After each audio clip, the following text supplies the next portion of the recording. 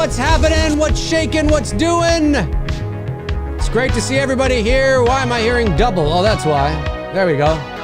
I was doing the same thing, and I don't have my volume set right. Yeah, I was like, why am I hearing double? Hey, this is episode 137 of Two Dudes and Some Bullshit. It is Monday, January the 17th, 2022, 6:17 p.m. Eastern Standard Time. Rachel Carruthers, What If? Ladies and gentlemen, we are live! 137 shows. Incredible, hard to believe. A massive snowstorm has hit the northeastern United States, southern Ontario here in Canada. Even Atlanta, Georgia got their ass whipped the other day. About 15 to 16 inches of snow has fallen in the Toronto area. It has been nothing but shoveling for me today.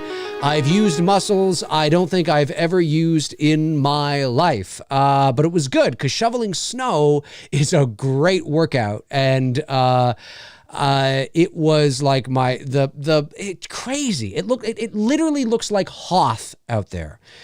This was, and listen, I live in Canada, and I live in an area of Canada where obviously during the winter, very much like the northeastern United States, you get wallops of snow every winter. But this was a special storm. This is a storm that, at least in where I am, we haven't seen a storm like this in probably over a decade.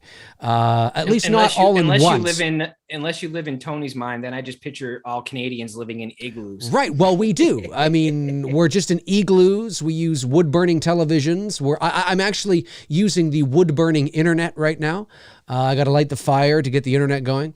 But yeah, I mean, I would say at least, I mean, you know, over the course of a winter, we'll get 14 inches of snow. Sure, of course, in multiple sort of snowfalls, but never, at least not in the last while, not in the last, I think, decade, maybe even a bit longer. I'm not sure.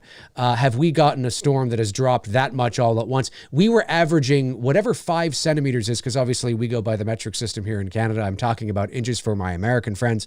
So it was 14, 15 inches of snow is about 35, 36 centimeters. So that's ridiculous. That's a big dump. It's a big dump. It's a big, and we were averaging about 5-6 centimeters an hour, which is, I don't know what that is. Maybe, hey, Google, what is 5 centimeters in inches?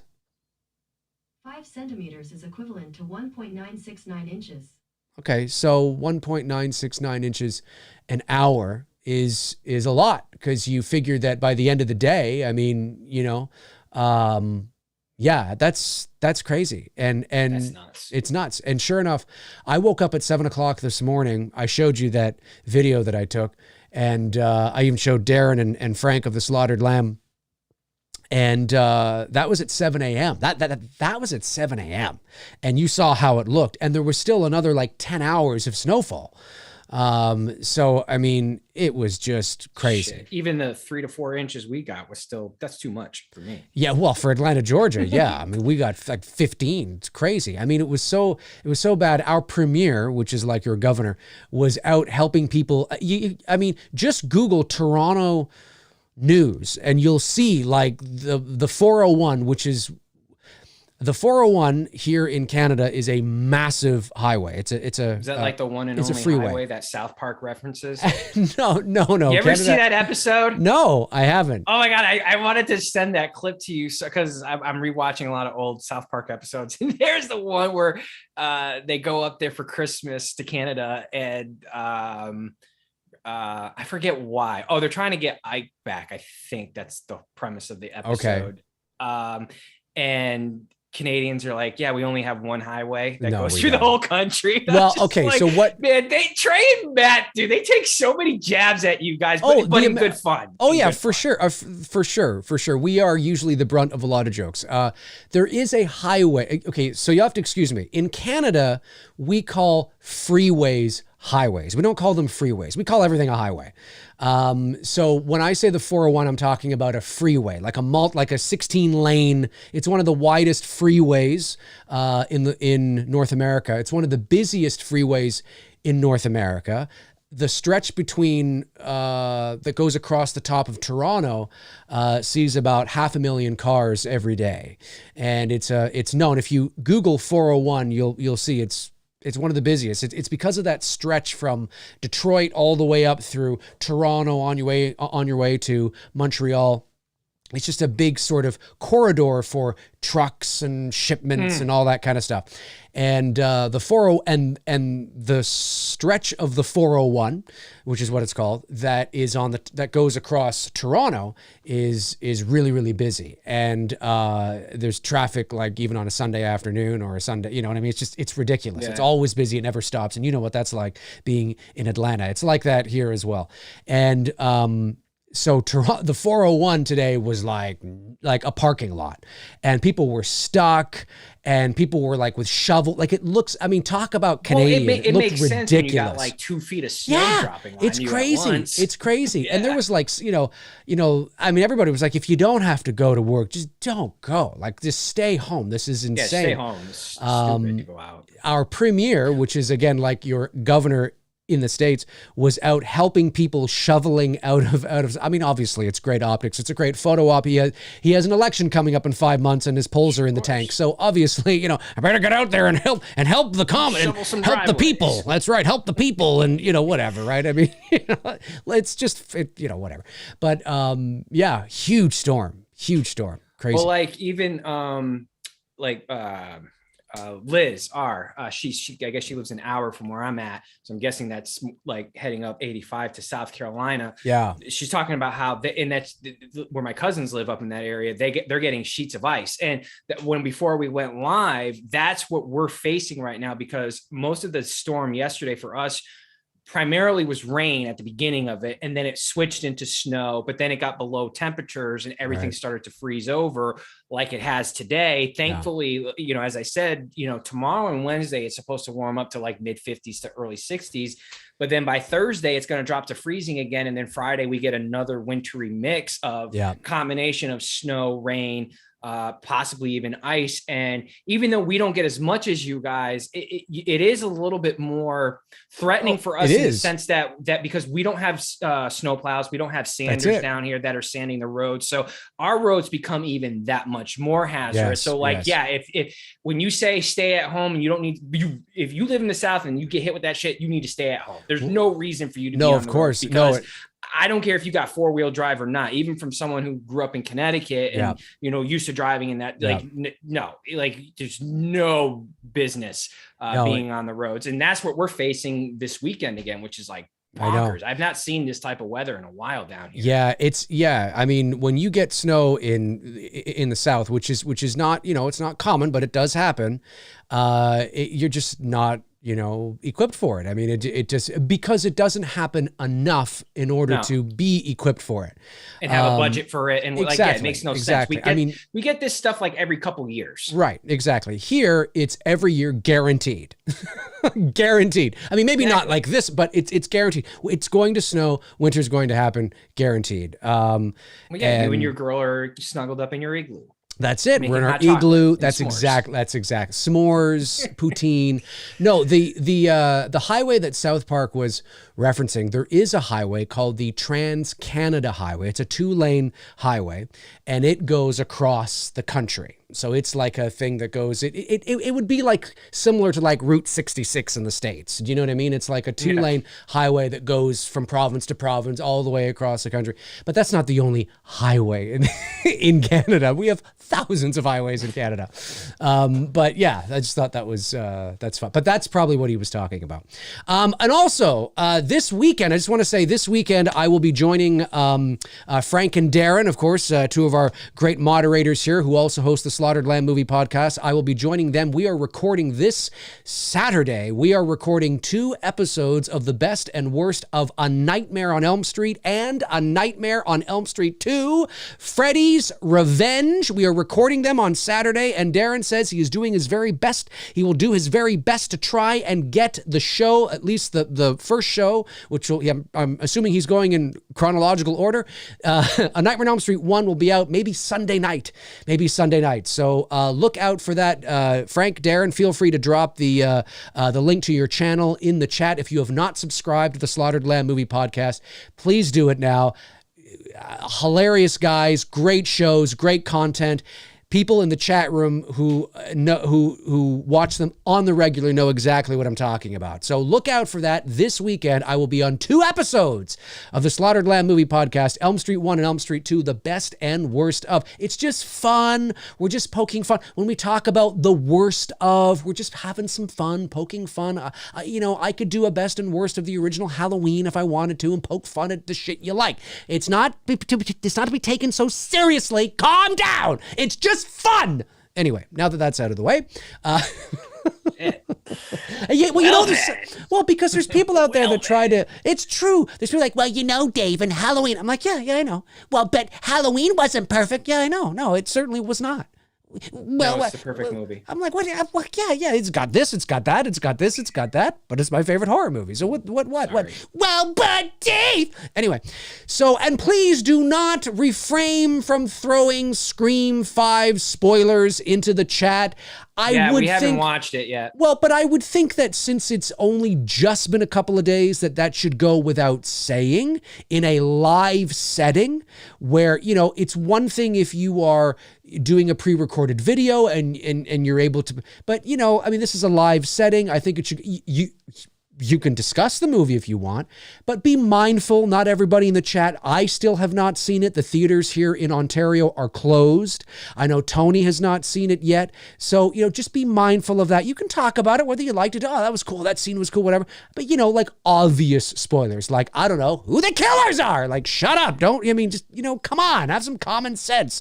You're not 6. Well, anyway. I don't have the same excuse as you do. Mine is just laziness. Yours is laziness. I'll get around to seeing it. I will. I'll see it when I see it. Well, although I will say, I sort of, now that I have seen Ghostbusters Afterlife, I wish I saw that in theater, because I love I'm torn on what, when I say what was, now I'm saying this even though I watched it for the first time because I bought it on iTunes. It just became available. Yes. My 2 favorite movies, without a doubt, in 2021, Spider-Man No Way Home and Ghostbusters Afterlife.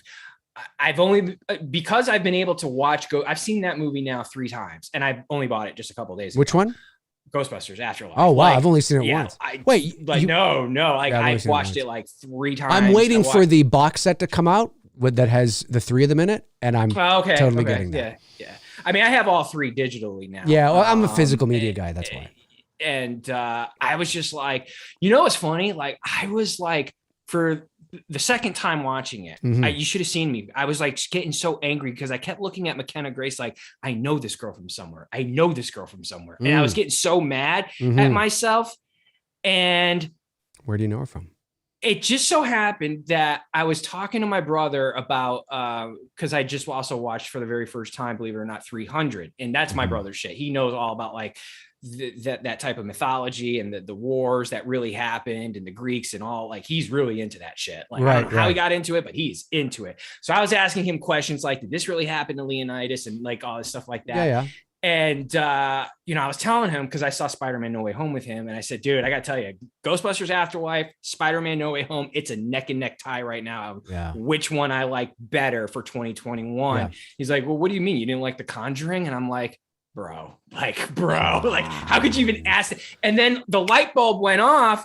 She's the fucking Warren's daughter in the Conjuring universe. I was like, that's where I know her from. I totally. Was she in 1 or 2? She's because I haven't seen The Devil Made Me Do It. Chat room, help me out. Is that her in the first Conjuring? Because I know it's her in Annabelle Comes Home. That's definitely her. And she's not, is there a scene with the daughter in Conjuring 2? No. I can't remember. I don't think so. But I definitely think there's a scene with her in the Annabelle, one of the Annabelle movies before Annabelle Comes Home. So anyways, and then I went to her Instagram account, and I'm not following her, but I just wanted to see, and I was scrolling through, and then I saw a picture with her and there you go. Patrick and Vera. I'm like, son of a bitch, it is her. And it was pissing me off. Like, where did I know this girl from? But I couldn't put the 2 together. And then when it finally like dawned on me, because my brother said The Conjuring, like the light bulb literally just like went off in my head. I was like, that's where I know her from. Fascinating. But let me tell you, man, look, Ghostbusters are Ghostbusters. I love the OGs, Bill Murray, Dan Aykroyd, Harold Ramis. Yeah, it was fun to see them. They were, nostalgic. It was fun. I didn't think I would embrace the kids like I did. Mm-hmm. I thought how they wrote the kids, Wolf, what's his name? Wolf Finhard, the kid from Stranger Things. Finn Wolfhard, Canadian. Whatever. And the other girl who played Lucky, and then the kid who played Podcast as well too. Like all four of them, their chemistry together. Yeah. And I know we're gonna get to our topic, guys. Oh yeah, we are. But there's always like like a prologue before we get exactly about this. Enjoy the prologue. It's the prologue leading up to our topic of the main topic of the night. There you go. You've seen it, so I never had a chance to talk with you about it. No, I did see it. I saw it. I told you this. I saw it in the theater and in IMAX. And that's my whole point. I wish I had seen it in theater. Yeah, that's my regret for last year. I saw it with my girlfriend, and we went to the IMAX. But the crazy thing is that we had the IMAX theater to ourselves. I don't mean there was just us and like a couple other people. No, I mean literally in the dictionary definition term, literally, not how people casually use literally, like, oh my God, my head literally exploded. Well, no, it didn't, because you'd be dead. We were literally the only two in the theater. There was nobody there. No usher came in. Nobody else came in after us. There was nobody there. This gigantic, 300-seat, 60-foot screen IMAX for Ghostbusters Afterlife, just us. We had our feet up on the seats in front of us, and it was great. That's awesome. Oh, it was so great. That's never happened to me before. I mean, it's one thing it's never, and Ghostbusters? It's crazy. Yeah, that was actually Ghostbusters Afterlife. Some of it, I think, was shot on a soundstage in LA. Comedy from the behind the scenes stuff that I'm seeing from Reitman, right? Jason Reitman, yeah. Right, Jason Reitman, yeah. A lot of it, they went OG, they went practical. Well, they did, but he was talking to Adam there of the Adam, what's his name? He had his buddy there. They used to Mythbusters. I know who you're talking about. You know what I'm talking about, right? Okay. Yeah. He was talking to him, and he was talking about how they filmed that scene with McKenna Grace with the light, and it was done by a guy with a hand on the lamp and stuff, because they tried it with the puppeteers, but like the comedic reaction of when she says, when she asked him, like, how did you do all this stuff? And he turns the lamp and shows the degrees. You know, what's funny is like, that's something Harold Ramis would have done. You know what I mean? Like they brought Harold Ramis's personality without Harold Ramis being there, which I thought was cleverly done. It was great. It was that actually the movie was shot on location here in Canada. It was shot in Alberta. Yes, that's right. And they actually grew that wheat field. And they also the house was built there. It was a fully. Is it still there? I don't know if it's still there. Not likely. They probably tore it down.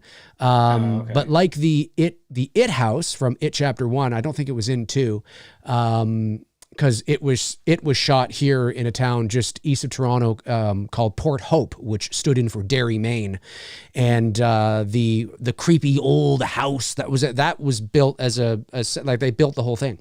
And I know that the company that Bruce works for, Whites, they supplied all the gear for it. So nice. That town, wherever that is, that's my kind of living. Like that small town, country vibe. Like, rural I Alberta. Fucking loved that. That's rural probably Alberta. why I love the movie so much, because that's how I like to live. You know, like out in the middle of nowhere. Well, they got Canadian roots, right? Because Ivan and Jason are Canadian.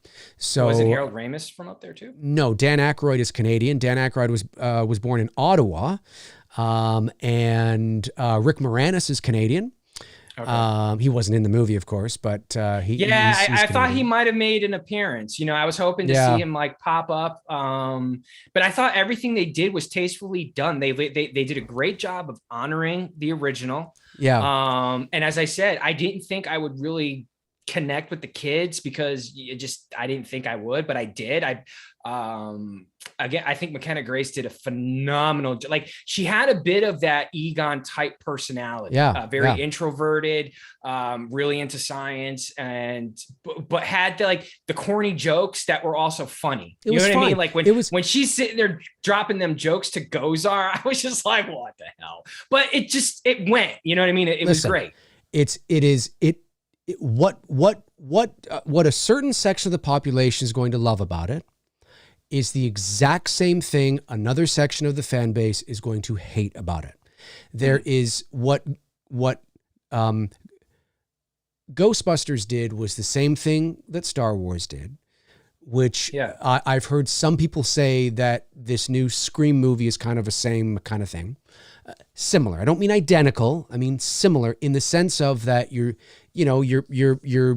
playing it a bit safe, taking it back to go forward, and sometimes but there is a certain section of the fan base. I mean, I watched a Ghostbusters review not too long ago that was just these guys have just ripped it to shreds, and I wanted to reach through the television and go, you sweaty, like persnickety nerd. I'm just like, guys. I sometimes feel that people don't understand that, it's they need us too safe. Because like Star Wars, Ghostbusters was in the shitter, and sometimes studios will say, well, let's do this first. Let's play it safe. Let's give them what It's good. It's cake you've had before, but it's good cake. You like the cake. It's good. Let's, make it some new things in there too, but let's make it familiar. Let's make it comfortable. Let's make it nostalgic just to reset. Now, if a studio wanted to do that all the time, well, yes, that's a bit of a problem. But when you have a series that's in the shitter and, to take a step back and reset a little bit, I don't think there's anything wrong with that. I thought it was a great reset. It was a great reset. Yes, it was Gozer again, and yes, the dogs and whatever. People take this shit people take this fucking shit way too seriously. Yes. Yeah, I thought it was like a good love letter to the franchise. Yes, you know what I mean? Exactly. And like I said, I can't speak enough about the girl's performance. I thought she was great. I thought the kid Wolf, he was fine. Didn't have much to do. I thought for a moment, I thought I was gonna have a hard time separating him from the Stranger Things character because that's really the only two things that I've seen him in. I don't really, you know what I mean? I don't follow his movie career or what else he's doing beyond Stranger Things. Right. But no, I thought everything they did was believable. Obviously, the big message to the story, if you missed it, is that closure that she has with Egon, the daughter, there, when she's, all of them get closure. They realize he didn't dick them over and just leave them. He had a mission that he was trying to save the fucking planet. The only thing I'll say before we move on to our main topic here, the only thing I'll say is I did, and I don't think I'm the only one, I thought, okay, so there's two things that I was like, oh, okay. Dan Aykroyd delivers, and because he's one of the creators of Ghostbusters, it comes from him. I mean, he wrote the original script before Ivan Reitman and Harold Ramis got their hands on it and did sort of a bit of a rewrite. Because I think the first script to Ghostbusters, the original was I don't know, 200 pages or something. It was something ridiculous. It was way too long. But this is the brainchild, really, of Dan Aykroyd. The idea of these Ghostbusters, whatever, right? So didn't Harold Ramis also help him write? Oh yeah, for sure, yeah. I just said that. But initially, Aykroyd, I believe, wrote a script that was way too long. And it was 200 pages or something ridiculous like that. And then Ramis and Reitman and Aykroyd sat down together and kind of tried to rework through it. But the point I'm making is that, he knows the material so well and he knows his character so well that he slips into Ray Stantz flawlessly. It's so easy for him to play that role. Sure. And so when he was at his bookstore and he was talking to McKenna Grace on the phone, he was delivering a lot of exposition that felt like exposition, but it worked because there was part of me, it was like, why are you speaking this way to a kid? Why are you all of a sudden just verbal diarrheaing all this information? Because they needed for him to do that. Obviously they needed for him to do that to bring us up to speed. But the way that Dan Aykroyd does it in his charming Dan Aykroyd, Ray Stantz sort of way, you forgive it because he knows it so well. He's so charming in the way that he delivers this really overabundance of exposition. You kind of go, yeah, okay, what the hell? You know what I mean? Because he does it so well. But there was that thing where I was like, that's a lot of exposition in this really short period of time. But I forgave it because I'm like I said, I'm like, oh, well, it's Ray. And he just does it so well. And he's so poetic with it. The other thing I'll say is, I don't know if I have to watch the movie again, but I don't know if I fully believe. You say that. I was going to suggest we should do a watch along here very soon. For sure. I don't know if I fully believe that Ray wouldn't believe Egon. That is one thing that I will say. It's not a big deal. It doesn't ruin the movie for me. I can suspend my disbelief and go, okay, he didn't believe him. Fine.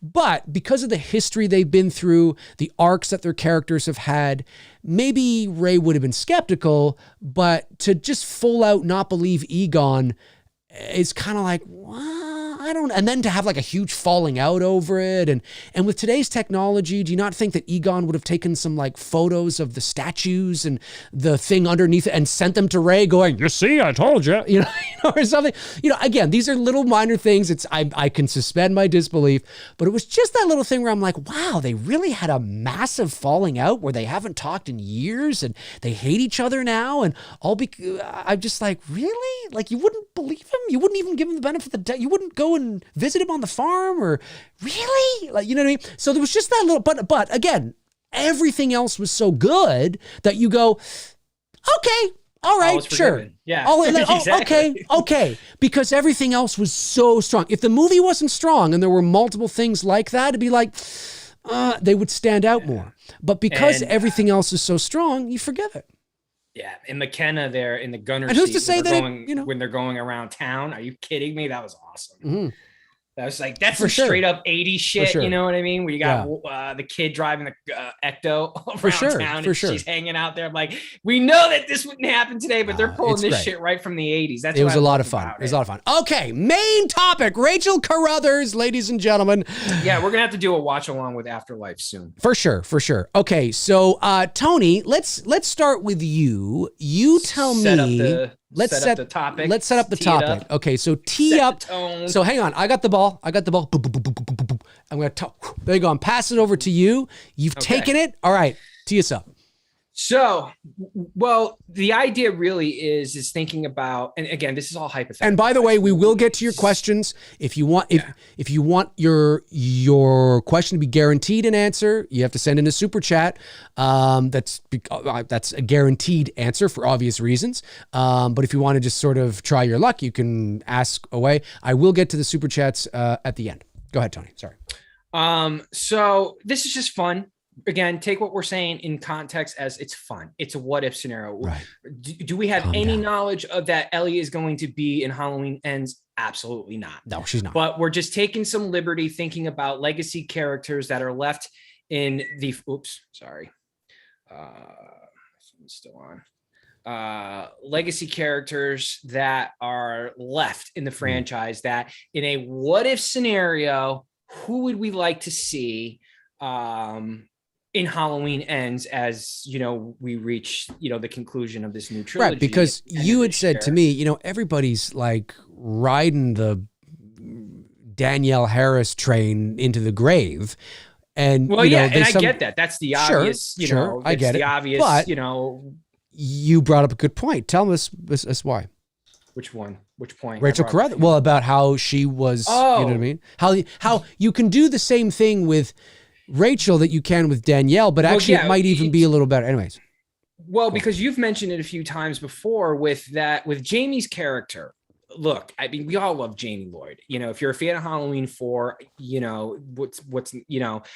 what's not to love about that character? But it's like you said, if you're going to bring Jamie Lloyd into Halloween Ends, what version of Halloween inadvertently created a multiverse without knowing they were creating a multiverse. Well, it was incompetence. Yeah. I mean, really, I love how they try to pass it off as it's a choose your own adventure. I mean, it's like I've got 3 story arcs with Laurie Strode, Halloween up to Halloween, Curse of Michael Myers, Halloween, skip the Thorn trilogy, H2O, Resurrection. Now Halloween 2018 Kills and Ends. Yeah, they fell ass backwards into it. It's So like, so what are we saying here? If we bring Jamie Lloyd back into the equation, are we really turning Halloween into this multiverse franchise where now it's and it's like you said, me as, and Halloween 4 is second on the list of when I rank the franchise. Yeah.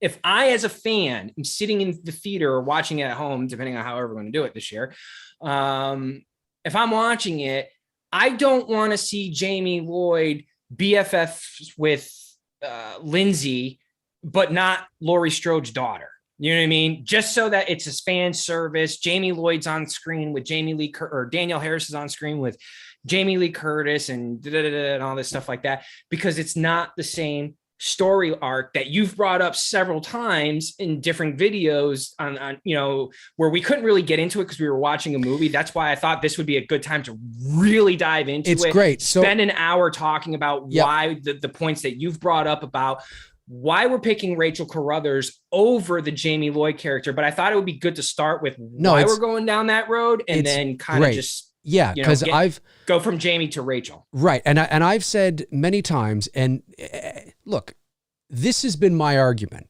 is that I understand the love for Danielle Harris, especially as Jamie Lloyd. I get that. And I get that there's twofold. You like her, all right? There's a section of the population out there that she's so hot. Okay, that's fine. Okay, she's hot, whatever. And then there's this, I just want to see her back because I think she's hot. Okay, great. I mean, you have that, right? And then you have, the people out there that genuinely, like her character. And again, you can mix these things too. And I'm just saying there's a variety of reasons why people want to see Danielle Harris back. Most of, or one big one, of course, is that, well, she got, completely, she wasn't treated fairly in the end when it came to Halloween 6 and all this kind of stuff. Okay. All that stuff that we know if you're a fan of the series.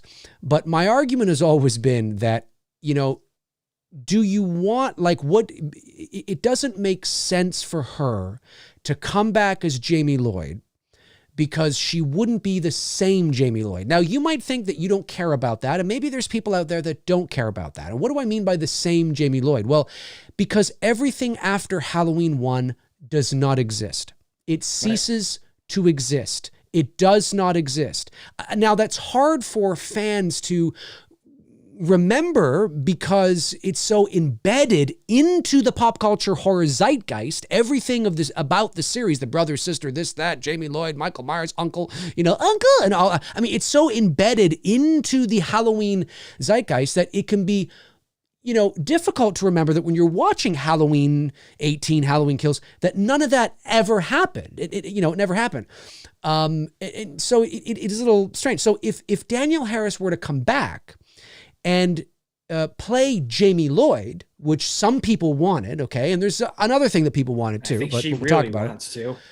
but well, I don't know, but if she came back and played Jamie Lloyd, she wouldn't be the same Jamie Lloyd. And my argument has been this: when you are emotionally attached to a character, and you are seeing them again on screen, what is happening? There's this thing that's happening inside you, all these emotions you're feeling, because you're not just watching the actor, you're watching the actor portray the same version of the character that you feel nostalgic for. So when you watch them play that character, you're not thinking of this consciously necessarily. This is all happening, subconsciously. But when you watch that actor play that character again, you for all intents and purposes, that character has all those memories and all that mileage, okay, of all the stuff they've been through in all the other movies. There it is again, right? When you saw Han Solo enter the Millennium Falcon, Chewie, we're home. That's not some other version of some guy named Don. That's Han Solo. That's not just the same actor. That's the same Han Solo that did do the Kessel Run in 12 parsecs, that did try to fire at Darth Vader and got his gun taken away in The Empire Strikes, that was frozen in carbonite. That's the same Han Solo. He's not playing another version of Han Solo. It's the same Han Solo. So there's this cool nostalgia sort of feeling that you get, oh my God, watching him. With Jamie Lloyd and Danielle Harris, it wouldn't be the same thing. She'd be the same in name only. She'd be some alternate reality Jamie Lloyd. So even though she's called Jamie, like, what is Halloween a multiverse? You know what I mean? Like, we're getting into some weird territory with this franchise that you can't tell me that's what they intended this to be. Right. Exactly.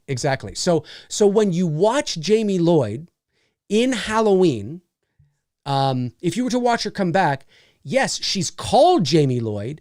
Her name is Jamie Lloyd, but that character has no, even if you were to say this is the same Jamie Lloyd and you're like, okay, so now all of a sudden it is her daughter and it's not because Halloween 4 and 5 never happened. Halloween 4, 5, and 6 never happened. So she has no memory of anything that she never wore a clown costume unless you start bringing it in, and then you start bringing it in, and then now you're making everything canon. So that's been my sort of argument there.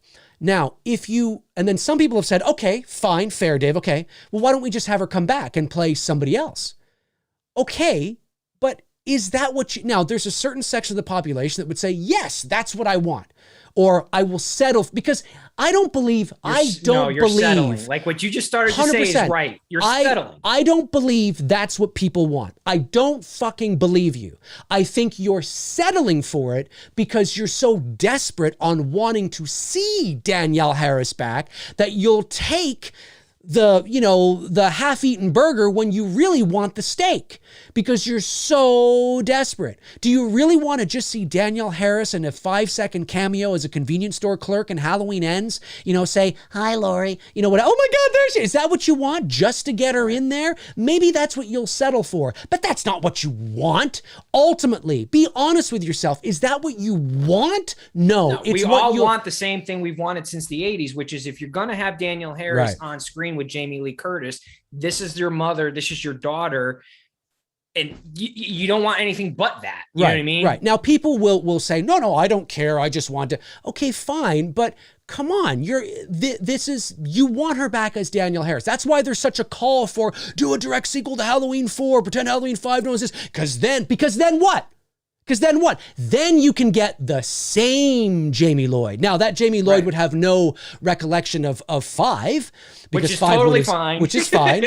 But then totally you get the same Jamie Lloyd. And then when you watch Danielle Harris enter screen for the first time, you can go, oh my God, there she is, because that character has all the memories of the, all and we haven't seen her since that last moment on the stairs with holding up the knife and Loomis having an orgasm. Now, some people have tried to point out to me, well, what about Laurie Strode? She isn't the same Laurie Strode as Halloween, Resurrection. Right? No, but she's not supposed to be. She's the same. You're right. Laurie Strode in Halloween 18 and Kills and soon to be Ends is not the same Laurie Strode from Resurrection, H2O, 2 or 1. Or 2. Because 2 4, 5, and 6, because she is referenced in there. Right. It's not the same. But Halloween 1 still exists. And the reason I think you can get away with that, she's the same Jamie Lloyd from that movie. And the reason why you can get away with Jamie Lee Curtis's character doing that Curtis in that movie is because she is the main character. Therefore, because you have an original blueprint, which is the first film to work off of, you can pretty much do whatever you want. Is it stupid? Yeah, because I don't think this franchise was really ever intended, like Dave said, it's incompetence to have these multiple timelines, but you can get away with it because she is the main character from the first film. And if your foundation is the first film, from that point, you can do whatever you want. If you want to tie in part 2, you can tie in part 2 like they did with H2O and Resurrection. Or if you want to say no to part 2 and your foundation is 1, now we're in that run with this new trilogy. There's many things you can do. And listen, if you disagree with me, that's fine. You can disagree with me. But all I'm saying is that I have a hard time believing that what fans want is just Danielle Harris in a Halloween movie. No, I don't believe that for one fucking second. I believe that you'd settle for that. I believe that you'd be okay with that. I believe you'd be happy with it in the way that, oh, well, okay, they didn't have, the Big Mac, but they still had, the chicken burger that I like. But you want the Big Mac. That's ultimately what you want. And so that's why I'm saying it's just me. Then why settle? I don't want to just see Danielle Harris in a Halloween movie for 30 seconds as a clerk or somebody walking by in the back. Longer than that. Well, whatever. When I say 30 seconds, I just mean as a cameo is what I'm saying. It can be 3 minutes. It can be 5 minutes where she's, helping, It could be half the movie. It still is not the same Jamie Lloyd. You know what I mean? It isn't. Right. And so I just don't believe that fans, and I don't want to see her in a Halloween film named Carol Johnson, and she's a nurse at like the hospital. Yeah, is it cool from a perspective of, oh, there's Danielle Harris. Oh, that's a nice thing they did. Well, sure, but I mean, who cares? Like, who cares ultimately at the end of the day? Because it's not ultimately what you want. You're settling. That's what I believe. And I believe it because I see people talk about it all the time. No, I think this has been going on for years. And I've come to the conclusion that this is people just settling. They know the probability is low that they'll ever get that. So they're just like, oh, well, we'll just throw her in as a cameo then. So I'll be fine with that. It's like, oh, but why? Why settle with that? I mean, I just wish people... I don't know. And again, it's just my opinion. If you disagree, that's fine. I'm not saying it wouldn't be cool to see her in the movie. Fine. On a surface, that's fine. But there's no nostalgia. See, that's the point I'm making. I would not feel, for me, you can feel differently. I wouldn't feel any sort of nostalgia seeing her because the nostalgia doesn't just come for me from the actor in and of themselves. It comes from the actor playing the role that gives you the nostalgia, playing the role that they grew up. It would be like Doc Brown being in a Back to the Future movie, not as Christopher Lloyd being in a Back to the Future movie, not as Doc Brown. Well, who cares? Like, how am I getting nostalgia over that if he's not going, I mean, that's what you want. That's what gives you the nostalgia. You know what I mean? It's seeing actors play It would be like the three Ghostbusters not playing the... Did you feel any real nostalgia in Ghostbusters 16 when you saw Bill Murray show up? Was it cool to see him? Sure. Oh, there's Bill Murray. That's cute. But did you get the feels? Venkman. It's not the same because he's not playing Peter Venkman, right? You're not getting that sort of no, it's cool, but you're not getting the real feels, the real nostalgia. That came in Ghostbusters Afterlife. And there's reasons for that. That's where the loophole with Rachel can come into play. And that's been right. My Great segue. Okay. So take it away. Why Rachel actually can work. And you can fan service. It's a hot take. And chat give a little. Upset. It's a hot take. The chat room's upset. No, Dave. That's okay. You can disagree. That's fine. Well, no, but you were just talking about nostalgia, right? You can fan service with Rachel and bring in some nostalgia too, because here you go. You open Halloween Ends, right? And they're in the hospital, and it's Lindsay there in the hospital. And Lindsay runs into Laurie because I know they have some type of exchange in the hospital because I've seen behind scene footage now of them at a hospital, Jamie Lee Curtis and Kylie Richards at a hospital together. So maybe you open up Halloween Ends like that. Maybe you pick up the film where it left off at the end and then you skip 4 years later. Whatever. I don't know what they're doing. This is all hypothetical. Yeah, it's all fun, guys. So, don't take this so seriously. They're at the hospital. We get messages. You see Lindsay texting someone, right? Yeah. Like, I know my ride's coming or whatever, something like that. And as Laurie begins to walk out, boom, the hospital doors open. You see Rachel walk into frame. Okay. And you see Rachel walk up to Laurie to make sure she's okay. Okay. And this is Ellie Cornell walking up. Yes, exactly. It's Ellie Cornell walking up, and you hear Lindsay scream out, or not scream out, but she's like, Rachel, you know what I mean? And you're doing two things right there. One, the fans have always had that fan theory that Rachel, that was the same Lindsay in Halloween 4, which it's not, but you're sort of stealing that fan theory. And now you're dropping it in to this movie that Lindsay and Rachel are in fact friends. Right. You know what I mean? And then at some point in this film, with Rachel now a part of this timeline, you can simply reference the fact that Rachel, when she was a little girl, was once babysat by Laurie Strode, which is a reference from Halloween 4.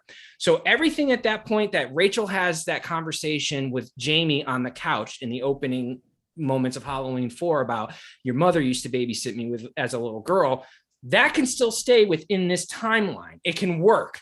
But the events then thereafter on Halloween 4 and 5 no longer exist. So you've basically rewritten her character, but you're not forcing it. You're not forcing it on the fan base. You're not forcing a story arc, but you're also giving fans a familiar character without it being forced. Okay, so here's what I'm. It might sound like I'm playing devil's advocate, but I'm not really. It's just something I wanted to point out. I agree with you, by the way, but I just want to say that it's interesting what you've proposed. I will say this though, that the conversation she has with, and that's hypothetical. Again, hypothetical conversation. This is not facts, folks. Right. The conversation is not written in stone. This is not happening. We're just talking what if. But you're right. Rachel does say to Jamie that your mother used to babysit me when I was a kid. So now, however, since Jamie Lloyd doesn't exist, that conversation could never have happened. So what the writers could do is they could take the same Rachel, they could take that character from 4, and they could and they could say, well, this character's experience in 4 doesn't exist, but we're going to reintroduce use the ideas. Right. And reintroduce Rachel, which again, you still sort of run into the same conundrum, but it's sort of how fans, what would fans, because Rachel is not connected but here's why it works. Here's why it works. Rachel, or why it could work. Because some people might be thinking, yeah, but now you're running into the same fucking things. Oh, you're going to take that? You're not going to take this? I get that. But here's why. Jamie Lloyd is lineage. Okay? Right. Is lineage. And because you have reintroduced Laurie Strode's history, this is so sweaty and nerdy. If anybody tuned in, my God, guys, this is great. If you reintroduce, so she is the daughter, and I understand that. Well, you could reintroduce her anyway. Maybe there was somebody else she had a kid with, and it was Jamie Lloyd. I get, I get all that. Are we still alive? For some reason, it looks like we're we frozen. I just looked at OBS and it's got a red mark on. Hopefully, it says no, we're good. We're still alive. Fucking weather here. So I'll say that because she's lineage, when you write Laurie Strode's history, there's no mention. Yes, you could bring it in, but as of right now, there's no mention in Halloween 18 or Kills anywhere.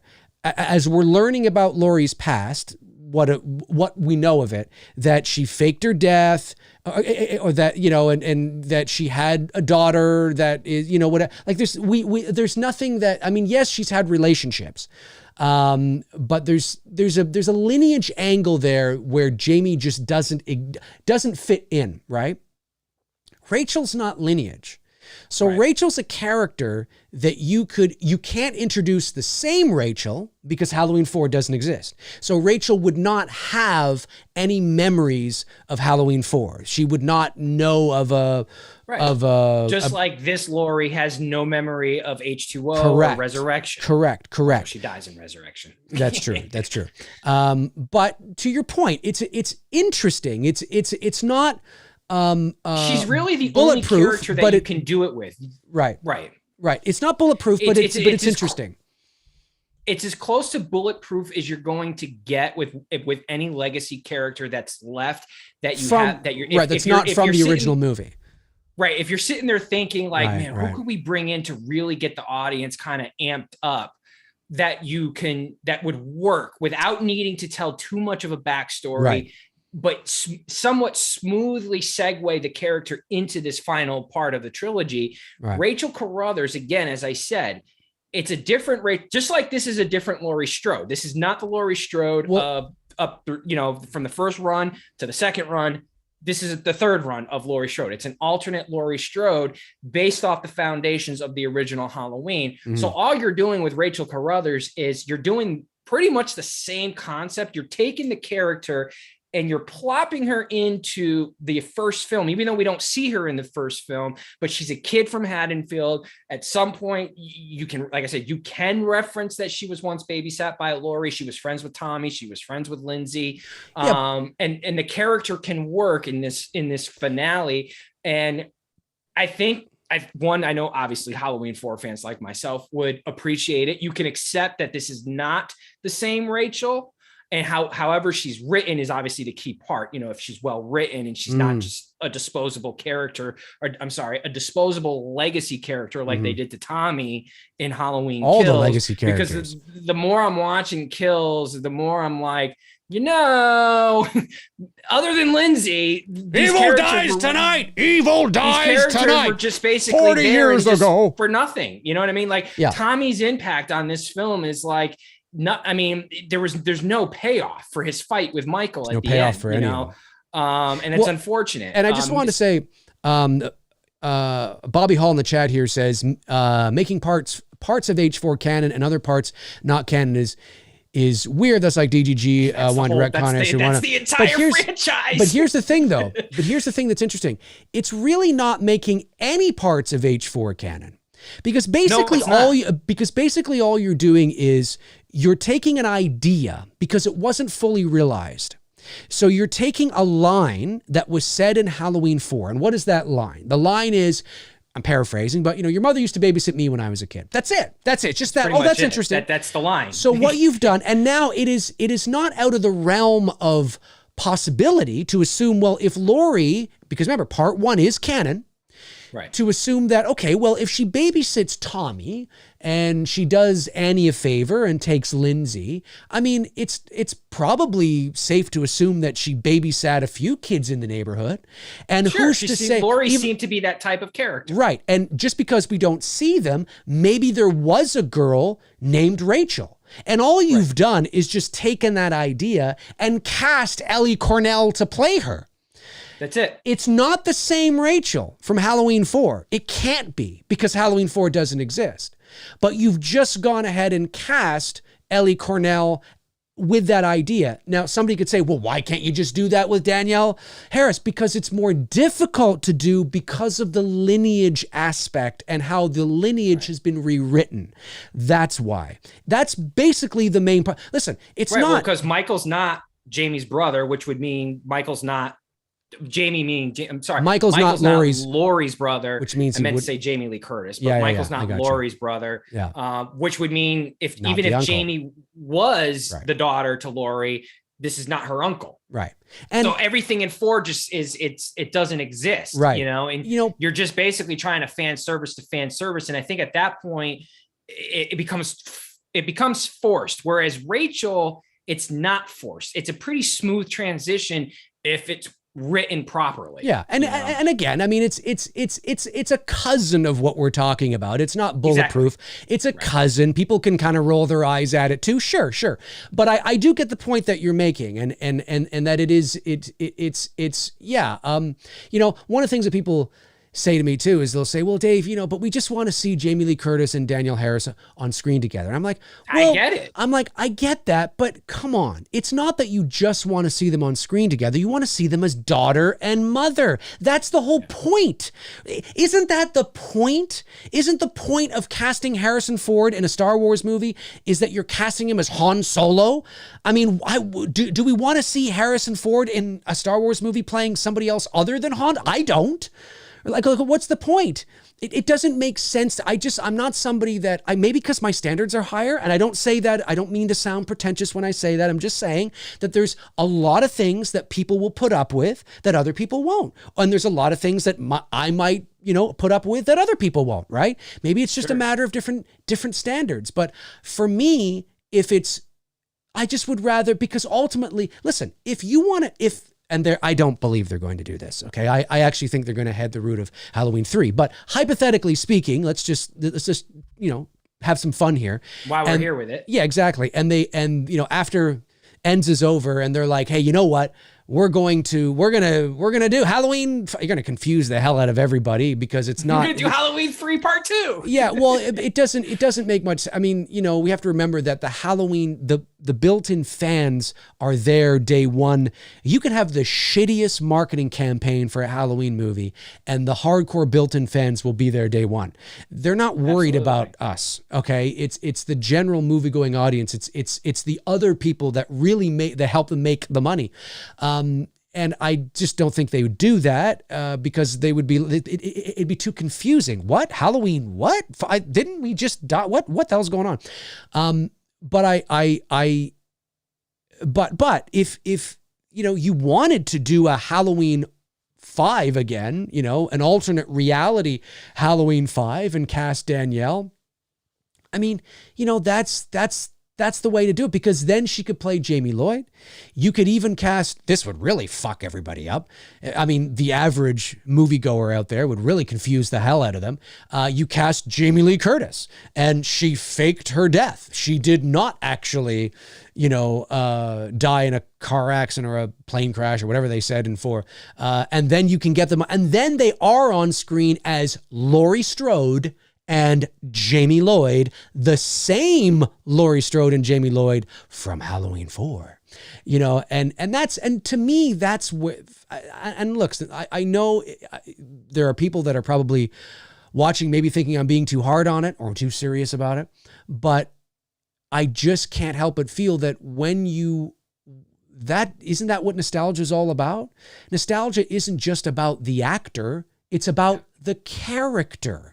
And it's about the actor playing that character, not just I mean, yes, it's cute to see them in films, sure. It's, to see I don't know, okay. But, like I found with Ghostbusters 2016.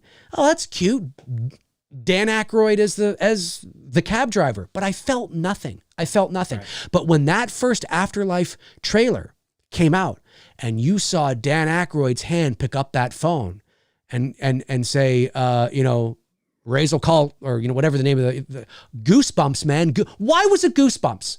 It wasn't Goosebumps because it was Dan Aykroyd. It was Goosebumps because it was Dan Aykroyd playing Ray Stantz. That's why it was. There's a very important ingredient that I think people are missing that they're willing to accept and not put in the soup just because they're so desperate. And I just feel like, but if that ingredient is not there, what's the point? It's true. And that's why only something like that can work in a movie where you're able to do a multiverse type storyline while hitting you with nostalgia, and it works so well for Spider-Man is because it can work in that type of movie. You know what I mean? Like it worked. And so when I'm sitting in the theater, packed theater, and like I'm literally watching people go bonkers, like we're at a sports game. Yeah.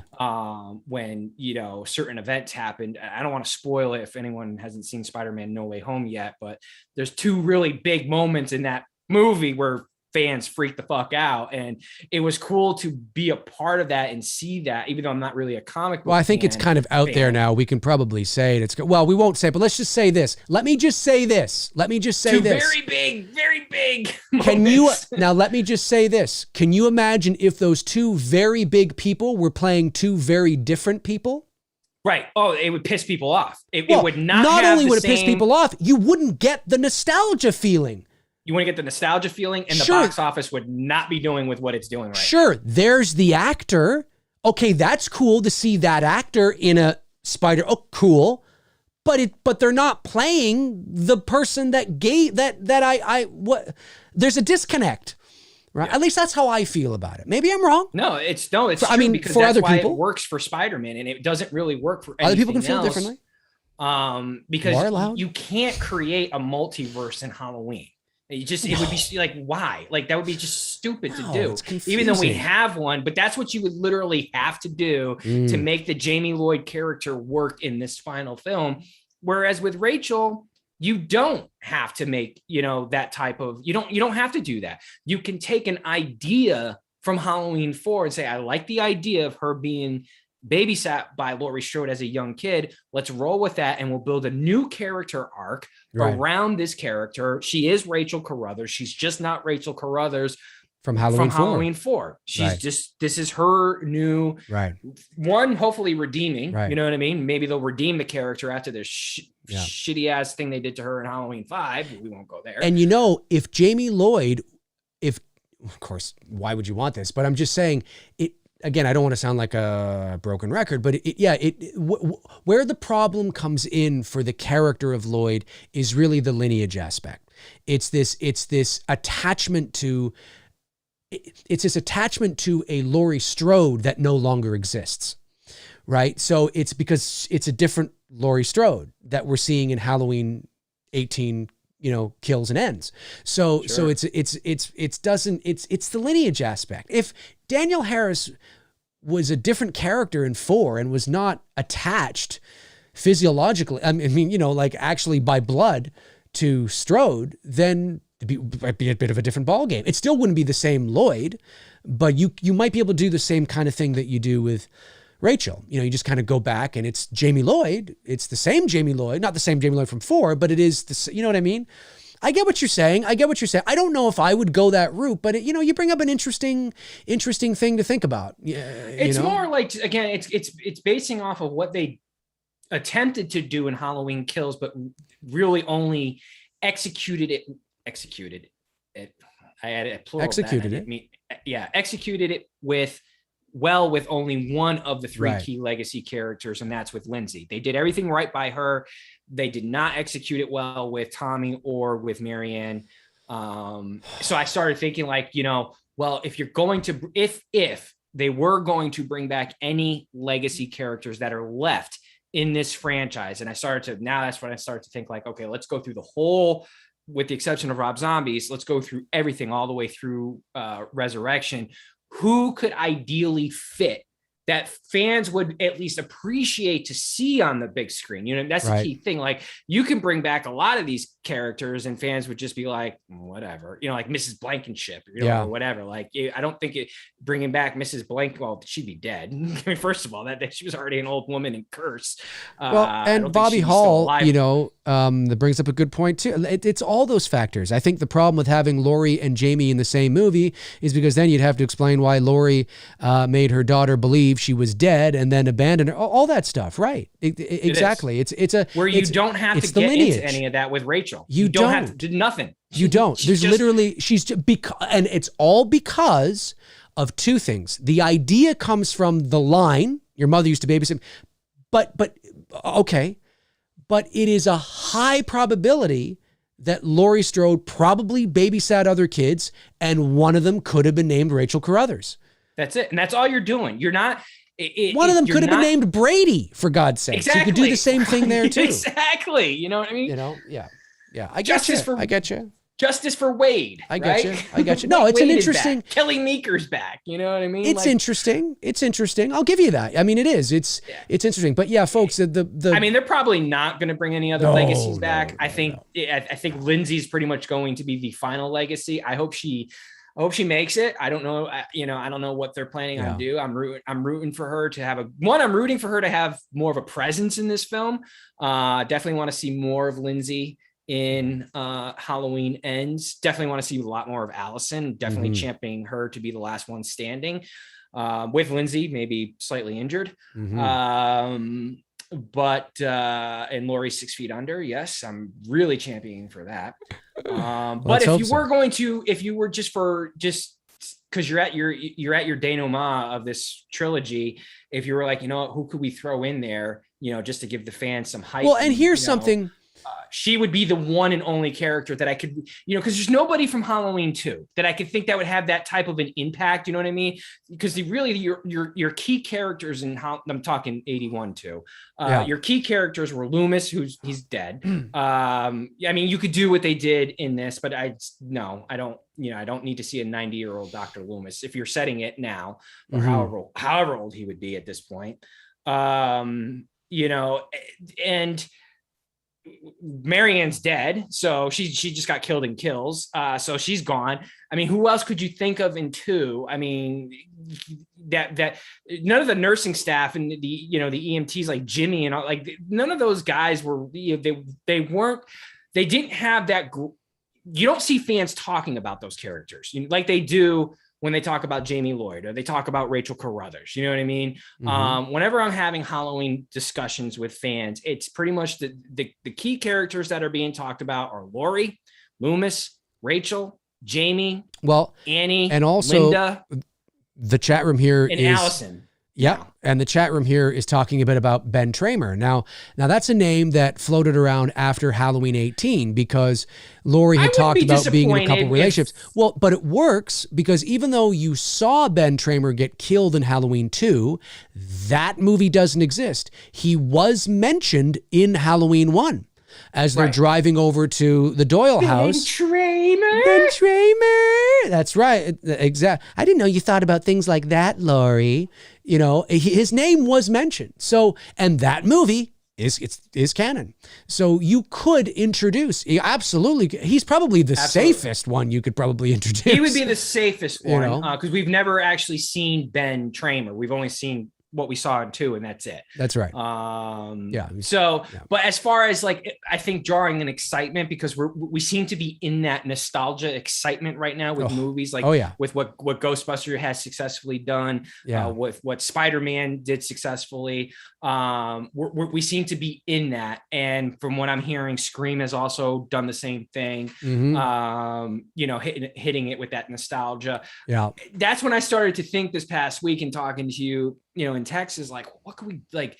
Who's left? What could they do if they were going to do it and surprise the audience with that? The audience might go, "Hey, it's Rachel." You know what I mean? You know what I mean? Like, fuck, I wasn't expecting that. Because really, at this point, what Dave and I are talking about is all hypothetical. Like, do I have any hopes of seeing Ellie showing up in Ends? Absolutely not. I have no expectation. Oh, she's not showing up. She's not showing up. If she did, I'd be texting Dave immediately like, bro, what the fuck? She's not showing up. She's not showing up. Yeah, I'm just saying if she did. You know what I mean? I understand. That's that type of, and I could see them maybe even tinkering on the idea because they might go, you know what? It might draw a little bit, but probably not. I think the focus is really going to be on, I think Allison is going to have a stronger role in this. I think Lindsay will as well too. Jamie Lee will have her, moments. I'm sure of it. Hawkins will probably be whatever. I don't know. I'm still shocked that he survived. I swear to God, that was probably my most shocking moment in watching Halloween Kills. I was like, wait, what? Like, I still couldn't believe that. And I'm glad I didn't watch any of the previews because I know you guys all knew that before I did. So that, and I like surprises like that. I like surprises and seeing like what I saw with Ghostbusters or Spider-Man. So Darren from the Slaughtered Lamb. The slaughtered lamb. I don't know why I said it like that. The slaughtered lamb.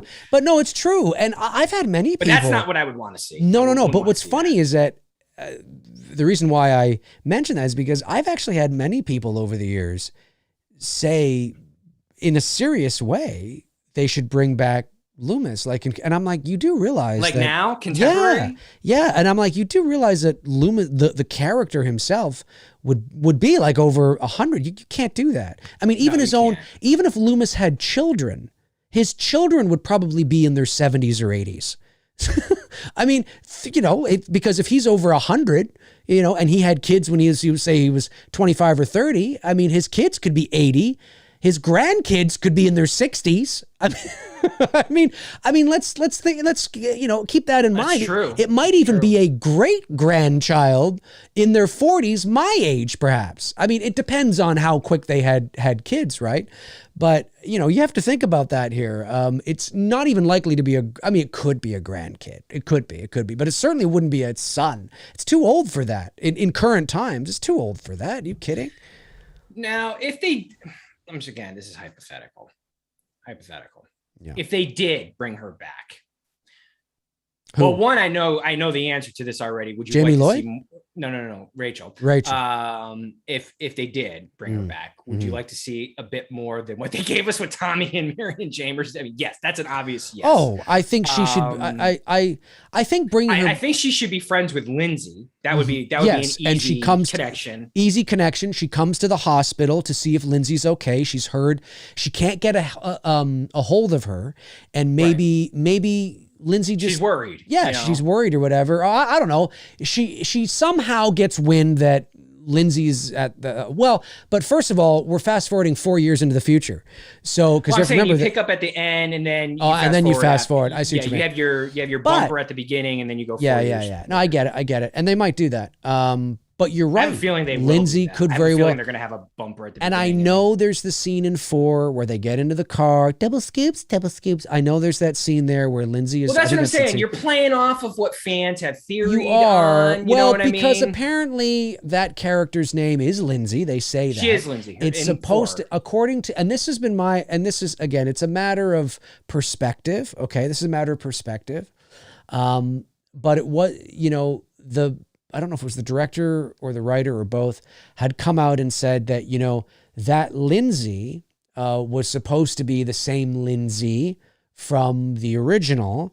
And I think she was going to have either a bigger part than she did, or there was going to be that connection was going to be made. Because watching the movie as is right now, you would have, I don't care if her name's Lindsay or not. There's no... I would not, even as the diehard Halloween fan I am, I would not put 2 and 2 together just because her name is Lindsay. Maybe if there was like some sort of, conversation where, she has with Lindsay and remember that night and, whatever, then you make the connection.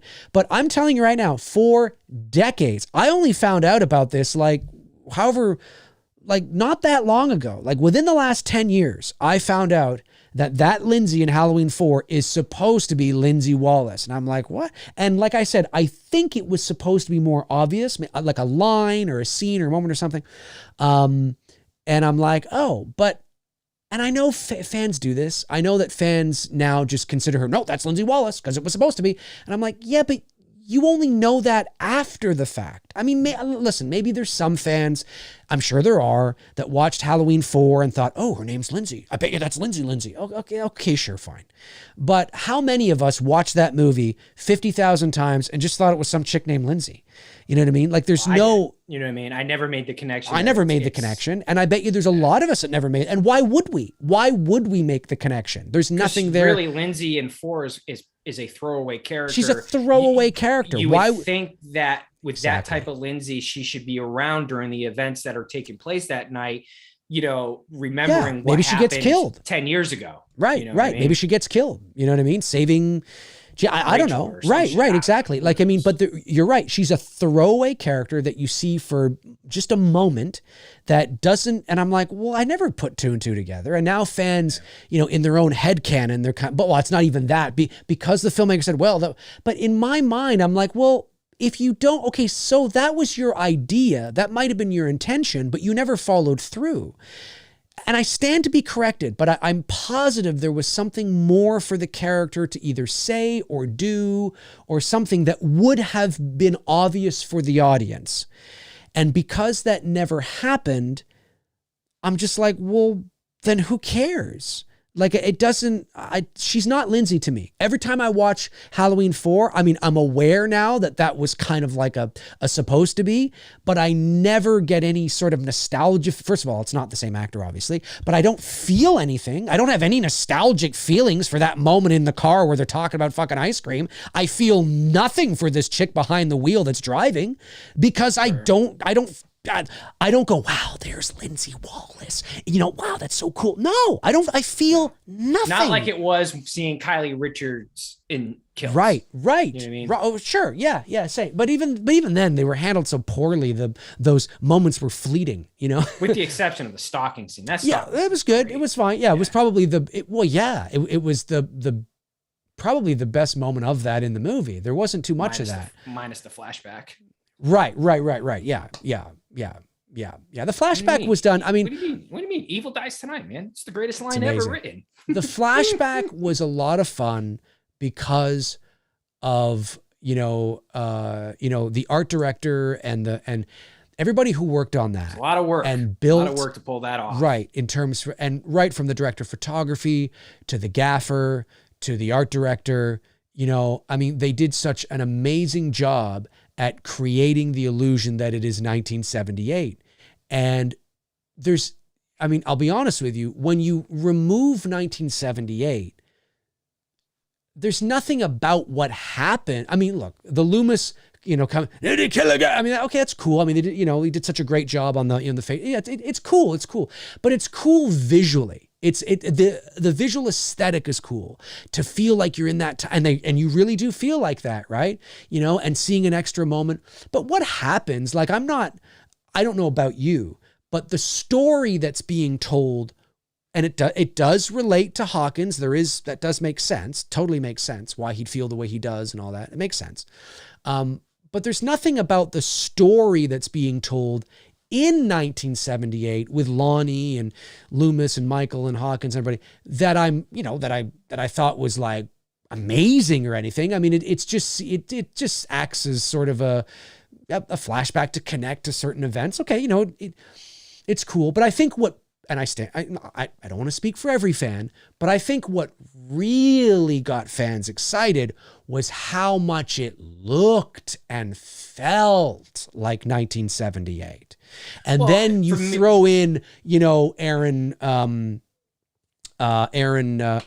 Armstrong playing Michael and doing the movements really well. The mask looked really good. Sure, it's cool. It's like, again, and this is not a slight, because the flashback was probably my favorite thing in that whole fucking movie. This is not a slight, but it's like a really impressive, Universal Horror Night kind of thing, where they're like, it's like going and be like, wow, like a show, like a stage show or like a ride, or where you're like, this is so fucking cool. They've done such a good job. That's what got me really excited about it. The story being told is, serviceable. It's fine. It connects to the later shit. That's fine. But it's not like for me, it was the closest that I'm obviously ever going to get to seeing the original Halloween for the very first time. Right, because the way it looked and the way it felt. The way it looked, the way it felt. We'll never get to know that experience, what it was like for audience in 1978 to see this movie for the first time. That's what I love about this movie, is that, and still love about Halloween Kills to me is a good, fun ride. If I can, I tend to tune out during the hospital shit, and then I get brought back in during all the other stuff, and I just it's a fun ride for me, and I enjoy it. I hate the ending. I think the ending could have been thought out a little bit more. I've said that many times. And the alternate ending, it's not even an alternate ending, it's just the extension that was cut, was just cut short, is not much better. I got to admit, phone call, a little breathing, it's like, okay, I read that when I read the script for Halloween Kills, I can say this now, that was, and I'm not the only one that's read it, I'm just saying, when I read it, that was the ending of the script, was her on the phone, dropping the phone. And it, of course, because, it's like reading a book, right? One of the reasons why, not the only reason, sometimes books are legitimately just better than the movie. But one of the factors of why a book is often better than the movie for somebody is because you are picturing it in your own mind, and you are never going to conjure up in your own mind something that isn't good. You know what I mean? That doesn't mean there aren't bad books and that it's poorly written and it's not really good. But if you have a really descriptive writer like Stephen King or, some really great novelist who can really, has a way with words, you're always going to picture something really amazing in your mind. And then when you go to watch the movie, it isn't always that the movie is really bad or not as good, as the book. It's just not what you pictured. Maybe it is, there are some people that didn't read the book that go and watch the movie like, this is fucking amazing. But it's, that's not what that's what he looks like. Well, that's not what I pictured. Well, that's not what I pictured. And then it brings it down for you. So, like sometimes that's the case, right? I forget where I was going with that now. I forget what you were saying. I was just Damn, talking about, about what I liked, how I still like ends. If I were to rank the franchise, I was talking about the script. Sorry, hang on. Before you go to rank it, yes, I was talking about the script. So when I read the script, it's like reading a book. It's not like reading a book. It's, obviously very different, but it's like reading a book in the sense of that you imagine in your own mind. And so when I came to that ending and that scene where she just hears Michael breathing and all that, I was, even though it wasn't, I don't think it was written there, which doesn't necessarily mean they aren't going to show it. But I thought there was a lost opportunity to show Michael, and maybe it would be, again, for the same reason that we didn't show Billy with a cell phone to his ear. We implied that that the phone that Billy is using at the end of It's Me, Billy, to call Sam in the attic is obviously her cell phone that has suddenly gone missing.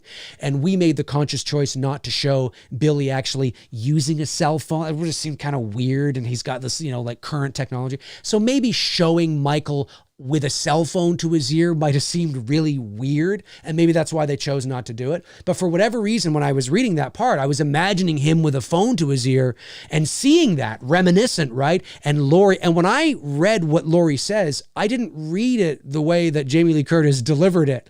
She delivered it so like half-assed, like nonchalant. It's not a big deal. It just was weak to me. It just didn't, I don't think that ending is any real, I actually don't think the ending is any better, to be honest with you. The extended end. It's cool, sure, she hears it. But it wasn't as powerful as I thought it was going to be. Anyway, your ranking.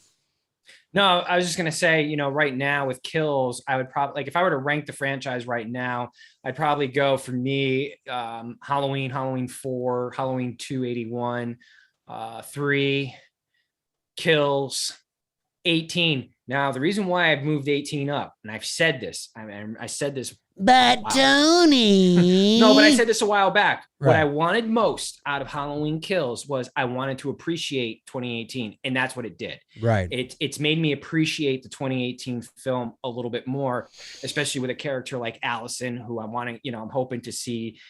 They really hit a home run with her arc in this final part of her run. And if I were to rank my favorite Halloween girls, it definitely would go Rachel, then Allison, second for me.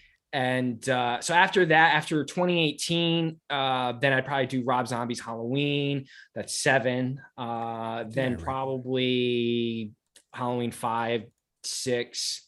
No, I'm sorry. H2O, Halloween 5, 6.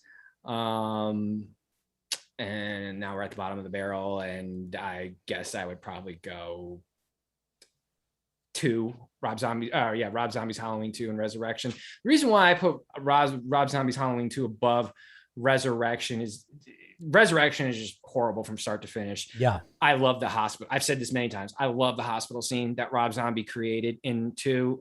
It's one of my favorite scenes in all of the entire Halloween franchise. Right. Well written, well acted, great mood, as you would say, mood and atmosphere, great mood, great atmosphere. Unfortunately, that movie sinks like the Titanic. And just, so I can, whoops. Sorry. I covered you there. Whoops. What? No, I accidentally put something over there. I was bringing up my ranking video, my most recent ranking video. And, that's what I wanted to ask you when we got to the, because I still want to do where would Rachel would be, but what would you, how would you rank the franchise right now? Well, I posted this on, and nothing's changed. I mean, I haven't thought about it. I posted this on Halloween, October 31st. So number one for me is I'm covered. The original Halloween. You covered me. Number 1, I did by accident. Number 1, 1 second here. Just going to go and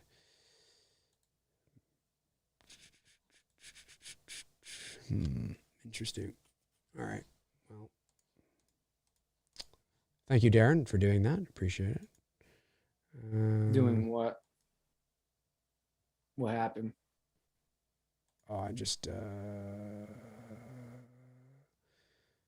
no, somebody was I guess posting spoilers or something. I'm not sure. I have the chat hidden. Okay. So my ranking of the Halloween franchise. Hasn't changed since Halloween. So number 1, this is going from best to least, right? Number 1 is Halloween. Obviously, no surprise there. Number 2 is Halloween 2 from 1981. No surprise there. Number 3 for me is Halloween 4, The Return of Michael Myers. So we're pretty much right on track, pretty much in the same. Number 5 for me is Halloween 18. No, what's number 4? Excuse me, 4. 4 is what I meant. 4 for me is, so 1 is Halloween 1, 2 is Halloween 2, 3 is Halloween 4, 4 is Halloween 18, 5 is Halloween 3, 6 is Halloween 6, 7 is Halloween Kills, 8, and this is what surprises people, and I will, at the end, I will tell you why. This surprises people because of how much I bust this movie's balls. It surprises people. 6, 7, 8 for me is Halloween 5. 9 for me is Halloween H2O. 10 is Rob Zombie's Halloween. 11 is Resurrection. And 12 is Rob Zombie's Halloween 2. Now the reason, you're not putting 3 in I did. I put 3. I did put 3 in there. 3 is my number 5. Oh, okay. 3 is my number 5. The reason why Halloween 5 is not last is because I can, and again, this is based on my enjoyment. I'm not talking about like the quality of the filmmaking. That could be a different list. I'm talking about my enjoyment, and I enjoy watching 5 on a very sort of certain level over H2O, Rob Zombie's 1 and 2, and Resurrection, because it's a great film to make fun of.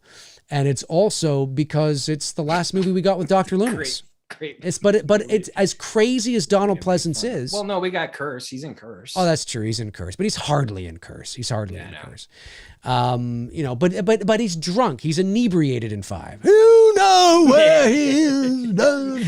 And you're not just saying that to be sarcastic. He was literally, according to Daniel Harris, he was literally drunk. That's right. That's right. Yes. I do not like Halloween H2O. There's certain. Yeah, you've said that many times. There's certain, and I've said that. You know, I don't I hate like it. The movie.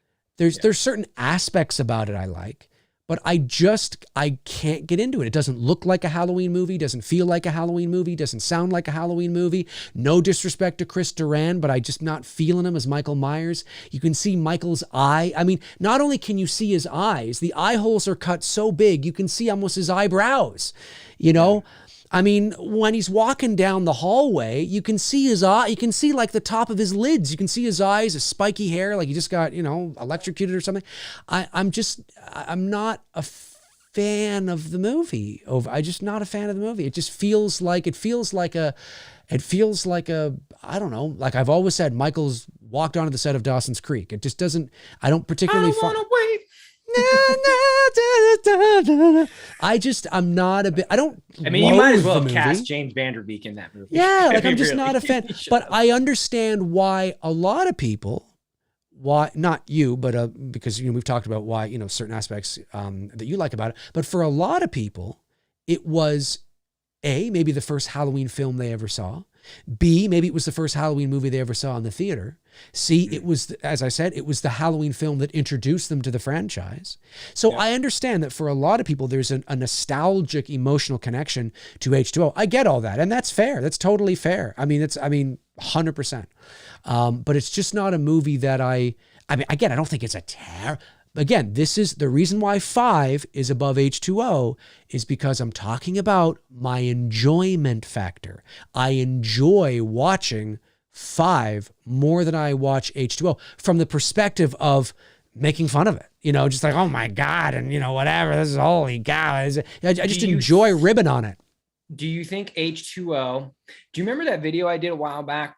I'm gonna do 2 parts to this here. Do you think H2O would have been better if they had stuck with the 6 mask, which we do see for a brief moment in H2O, if they had just stuck with that mask? And do you remember when I did a music layover re-edit, and it's the scene where Michelle Williams and Josh Hartnett are running away from Michael, and Michael stalking him, and instead of using the Scream soundtrack like they did, which is such laziness, and do the shape stalks. Do you think if they'd done more of that? For sure. I mean, listen, anytime that it would have elevated H2O to be a better sequel. Anytime you take ingredients that are imperative to a Halloween film. Do you remember that video I did? Yeah, I do. The layover video? I do. Okay, yeah. I do.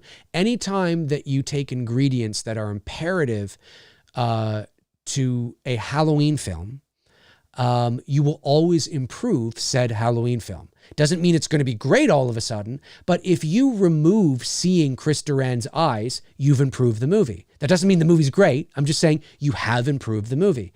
If you have Halloween music in there beyond the theme, the shape stocks, Laurie's theme, all that, you've improved the movie. If you light Michael in shadow and stop showing him and so clearly, you've improved the movie. Again, doesn't mean the movie's going to be great, but you do slowly begin to improve the movie. For me, Halloween H2O, it just didn't feel like Halloween, didn't look like Halloween, didn't sound like Halloween, didn't feel like Michael, didn't look like Michael. And apparently at the end of the movie, it wasn't Michael. You know what I mean? So I just, it's just not many reasons why Resurrection sucks, but. Well, yeah, I mean. Did I ever tell you the story of what I had to do back in the day? Because I was working in radio and I was on air. And so back in the day, when you're on, this is internet was in its infancy. Not infancy, but it was progressing to where it was eventually going to evolve. Right. But we as on-air talents, through contracts, you have to promote these movies like they're the next thing since sliced butter. You do. I have the tape. I have to convert it digitally. So you got to digitize. You can hear my promo and talking about seeing, and like, I mean, I talked about it like I was watching the greatest movie ever, and I'm literally throwing up in my mouth as I. What movie is this? Resurrection. Because I was working for 95.5 The Beat at the time in Atlanta, and I knew the spot was coming up that I had to do. I got free tickets to see it through the radio station, so that at least I didn't spend any money on that film. In fact, the only time I spent money on it is when we had to do the watch along. Right. That's it. Right. I never spent money on that, and then I'm not going to. So, but there are certain my promo that I cut during the, like talking about it was, I talked about it like it was the greatest thing ever, and I hated it. I was literally like so fuming at the mouth as I'm doing this spot on the air live, and I'm just like, I hate myself. Literally, that's how I felt as soon as I was done. And look, there are a few moments in Resurrection that Resurrection does better than H2O. I don't mean the story. I don't mean the whole movie. Certain shots of Michael, certain shots of the mask. Better. Yes, the soundtrack is better. Right. The movie's garbage. The movie's terrible, absolutely terrible. But there are certain little things you can point to. I mean, listen, the laundry chute scene in Halloween 5 is the best thing about that movie. That's a great, tense, great suspenseful scene. Great idea to have a girl trapped. I mean, it was great. A great idea. Somebody sacrificing to save Jamie's a great idea. They just executed it with the wrong person. You know what I mean? It should have been Rachel sacrificing herself. I mean, could you still, because Rachel was the topic of discussion tonight. Could you imagine if they had gone down that road and the impact and the legacy of her character at that point, if it was her saving Jamie, which is what it should have been. Like, I've talked about that. It would have cemented her legacy in this franchise. It's true. As with her character. No, you're absolutely right. I have a McRae Live on my channel where I talk about what I would have done as an alternate Halloween 5. I wonder how people feel now after seeing Halloween Kills, how they feel about my Halloween concept idea, whether they like it. Oh, better. Yours is better. I don't know. Yeah, yours is better. Your sequel to 18. Totally is. Yeah, it totally is. fan theories tend to be better than what the studio gives to us. You know what I mean? Well, I mean, listen, who knows whether if that was turned into a movie, whether it would have been better, but I did not, for me, in my sequel concept idea, the legacy characters were the movie. Like, it was all about them. There was no angry mob. It was Sheriff Brackett, Tommy Doyle. I don't think I had Lindsay in there, but I had Sheriff, Tommy, Jamie, Lonnie was in there. I think he gets killed, and it was all about them going to hunt down Michael during a thunderstorm on Halloween, who's wreaking havoc through the town. The massacre that Sheriff Brackett talked about in the original, you're telling me they're lined up for a slaughterhouse. They could be, was sort of came to fruition in my sequel concept during a thunderstorm. You know, you can imagine how you utilize Michael in a fucking thunderstorm. Come on. Of course, that would raise your budget if you have to shoot a whole movie in a thunderstorm. But nonetheless, I mean, there's a lot of different things that you can do. And you know, one of the other things that I think too is, and we'll just mention this before we go to the Q&A, because we're already at we're an hour and a half already, is the, I believe, and Tony and I might do a series on this, what ifs. So we'll take like a final girl or a character from a horror movie. Yeah, because we got to talk about what other roles could we see Ellie in before we go to questions. I want to do that because I have mine. That's what I'm going to do right now. And I've talked about this on my channel before in its own video, so some of my viewers might remember me talking about it. But Tony and I might turn this into a bit of a regular segment where we do, you know, said character, what if, you know, and what if we swapped roles with this, you know, whatever. It's kind of fun to speculate, you know, pontificate, whatever you want to say. It's fun. Obviously, it's unlikely to happen. It was Dave McRae in the barn instead of Spitz. Exactly. What if it was me as Rachel Carruthers? On the rooftop you know, with Jamie Lloyd. Actually, that'd be very hip right now, very current. One of the things that I've always thought is that Ellie Cornell, not just Rachel, but the way that Ellie played Rachel, I could totally see Ellie Cornell as Nancy in A Nightmare on Elm Street, the first Elm Street. Oh, really? Because I actually I think a different one. And I could see Heather Langenkamp as Rachel Carruthers. They both have, in my opinion, the same sweet, cute, girl next door vibe. They both have a inner strength that is untapped. They are, you know, sweet, virgin-like, okay, right? You know, they have that quality about them, and they and there's this, and their arcs, part of their arcs are discovering strength that they didn't know they had to sort of help save the day or whatever. I think, and I'm not saying that, but I could totally see Nancy as Rachel and Rachel as Nancy. I could totally see that. What about you? In the Nightmare series, I actually would have preferred to see Ellie, Rachel, play the part of Kristen from Nightmare on Elm Street Part 3 and 4. I think she could have, you know, so you're still keeping the legacy of Heather Langenkamp, who played Nancy, but now you're seeing Heather Langenkamp playing opposite to Ellie as the Patricia Arquette character. Because even though, I mean, Patricia Arquette was great in Nightmare on Elm Street Part 3. I didn't even know it was supposed to be the same girl in Part 4. Well, that's what I'm saying, because the legacy of her character is tarnished because it's not the same character. And you know, I know Patricia Arquette went on to do great things, and you know, it is what it is. They had to get a different actress in there. But when I think of the Kristen type character, totally could see Ellie playing that part as Kristen in Nightmare on Elm Street Part 3. But I think really where I think she would really fit in, like to a T, because she has the same body type, she has the same look. She even has the same personality traits, would be Megan in Friday the 13th Part 6, Jason Lives.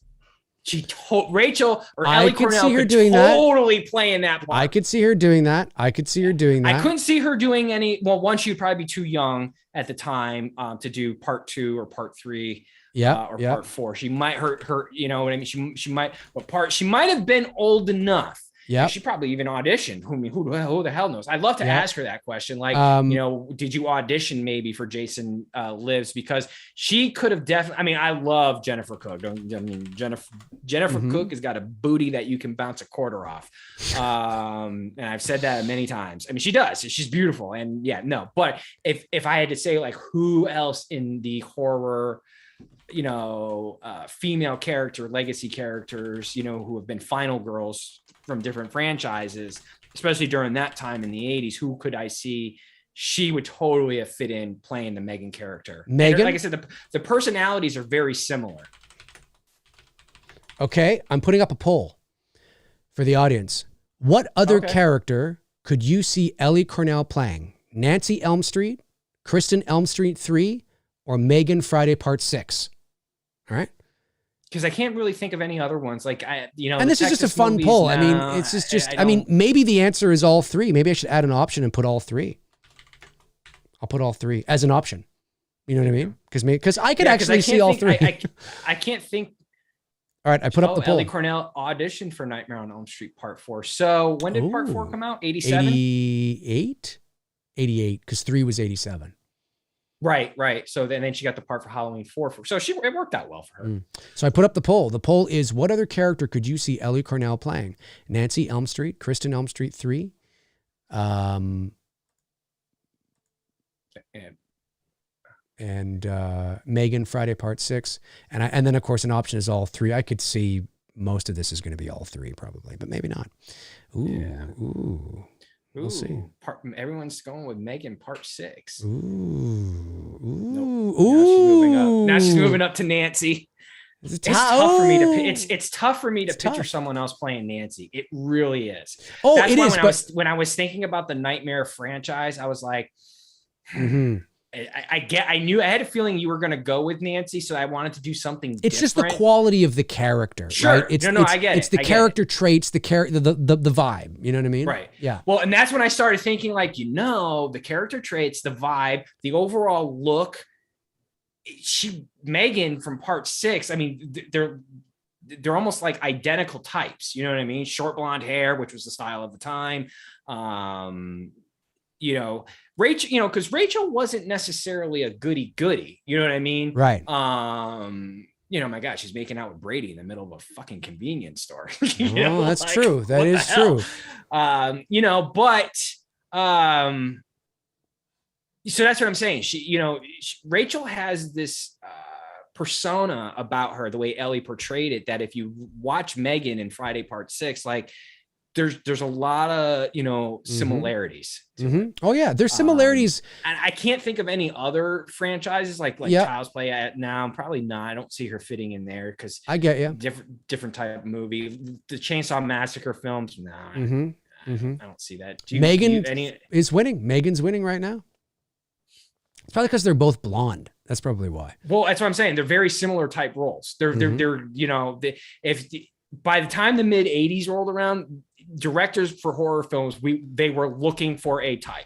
Yep. You know what I mean? That's to right. cast as their lead. There were 100%. When you look at the type, Megan, Rachel, they're almost identical. That's it. That's it. Yep, for sure. All right. Should we go to the chat? Yeah, because I think we covered it. We got. You want to add anything to what? No, I think that's it. That's it at the moment, anyway. Unless I think of something. Let's go to the chat and see what. Where'd that go? Here we go. Okay, chat room. Well, here's some super chats. Dark Light sends in $5. Says, "I love the new Scream. Did you and Tony see Scream? We have not seen Scream yet. We will soon, hopefully." HT Story sends in $5. Says, "After Halloween ends, they should continue Allison's story as she investigates Silver Shamrock Company that moved into Haddonfield." I don't mind them going to tackle Halloween 3, but I don't think it should have anything to do with Allison, unless she's suddenly like a cop or something. I wouldn't you mean connecting Allison to? Well, he says after Halloween ends, they should continue Allison's story as she investigates Silver Shamrock that moved into Haddonfield. No. I wouldn't do that personally, but I do think they're going to go Halloween 3. Can I piggyback off that question before we go to the next one? Do you think if you were to continue where they're at right now, that they should continue with just Andy Matichak in any future Halloween films? No, because I don't think there's anything more to tell with this story with this incarnation. Dave's upsetting the Halloween universe. Right? I am upsetting them, but I'm thinking about it from a I'm thinking about it. Look, if Halloween Ends makes $400 million at the box office, you're going to get another film in this, series. But thinking about it from a story perspective, I look at this and I say, well, what can we do? What are we doing? What can we do that I don't mean people he can follow. I mean, we're just doing the same thing over and over and over and over and over again. And I think, like I always say, stories have natural conclusions. They have ends, and there's nothing wrong with the story ending. And that doesn't mean that you've seen the last of Michael Myers, but I think you've seen the last of this Michael Myers. I think Michael Myers connected to the 1978 original, unless somewhere down the road it becomes hip and cool to go back happen. No. They definitely will. You will see Michael Myers again. But I don't necessarily believe that you're going to see this version of Michael Myers. What, he's going to be 86? He's going to be tearing it up. So I know people would love it. So I think that there's a shelf life here. And I think that, put the story to bed, end it. In my opinion, they've tripped in the middle chapter with Halloween Kills. I didn't like it as, really that much. I didn't hate it or anything. There's things I do like about it, but as I've said, I think it's a step back from 18.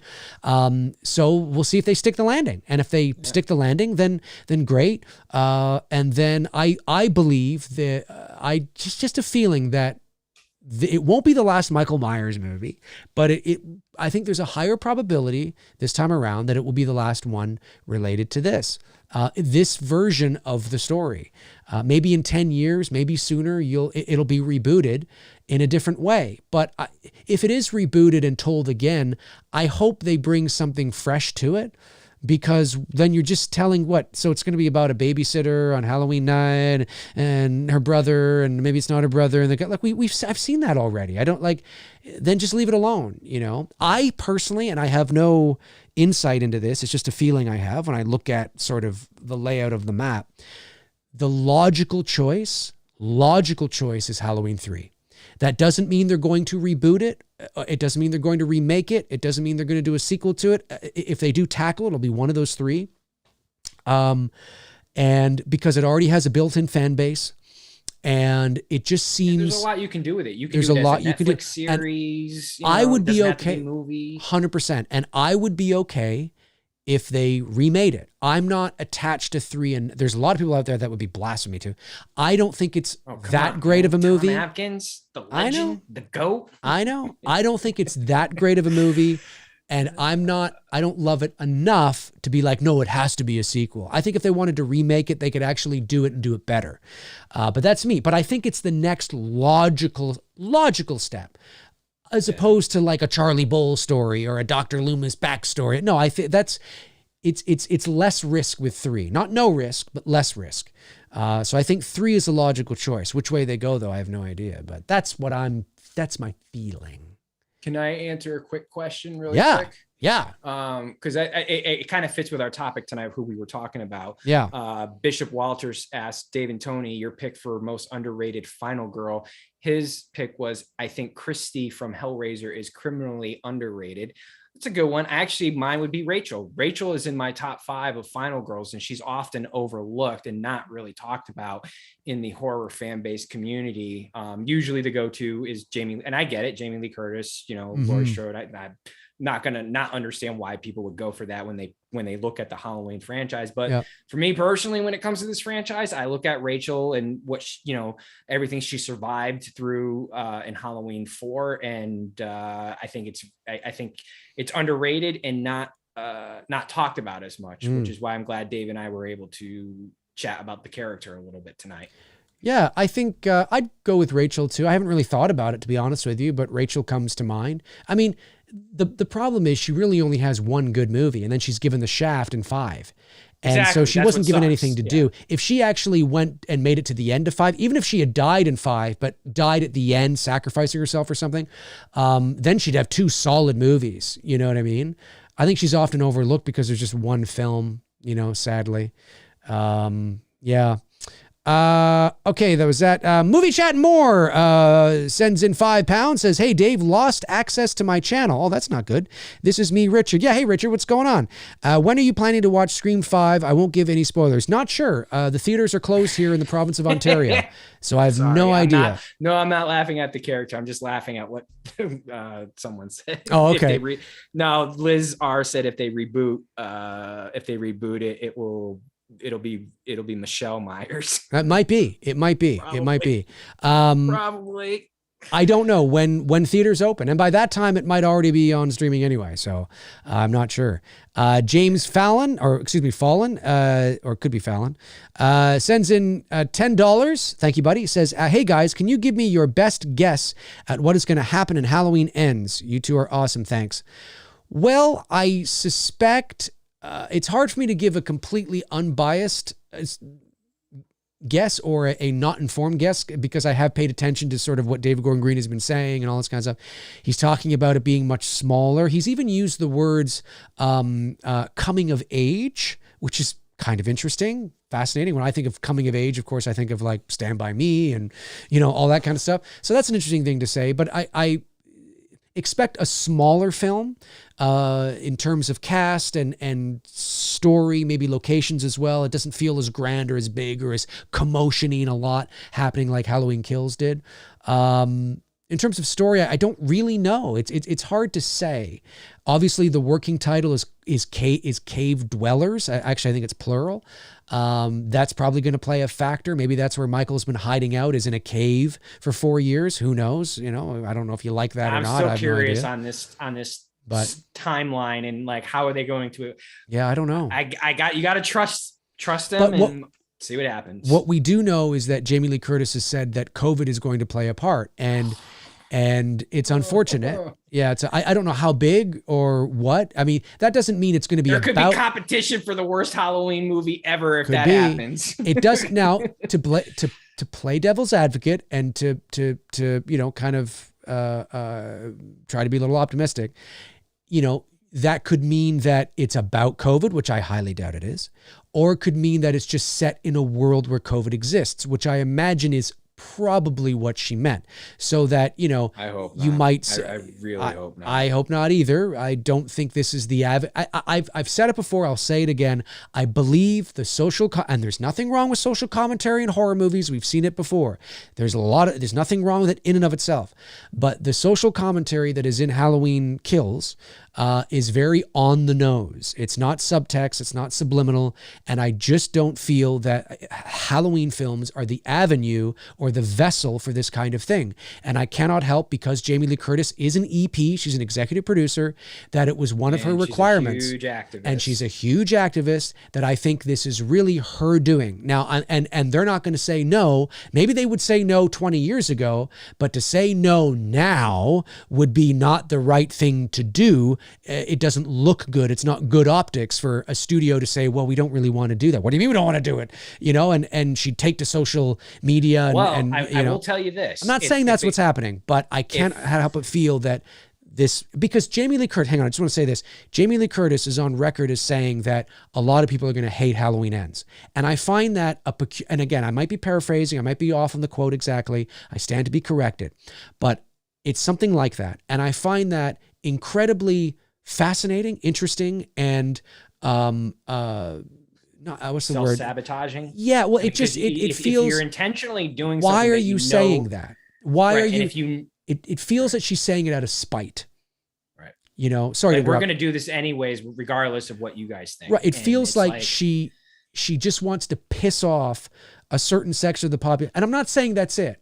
This is all speculation based on not based on nothing, not just feelings. It's based on circumstantial evidence that I've seen. I mean, we know that when she was doing the press junkets and the tours the press tours for Halloween 18, any chance she got to talk about the movie, it was all about trauma and passed down, the pass down of trauma, the 3 generations of women and Me Too and all this. That's what she talked about. She's talking about a fucking Halloween movie. And that's what she's talking about. Why?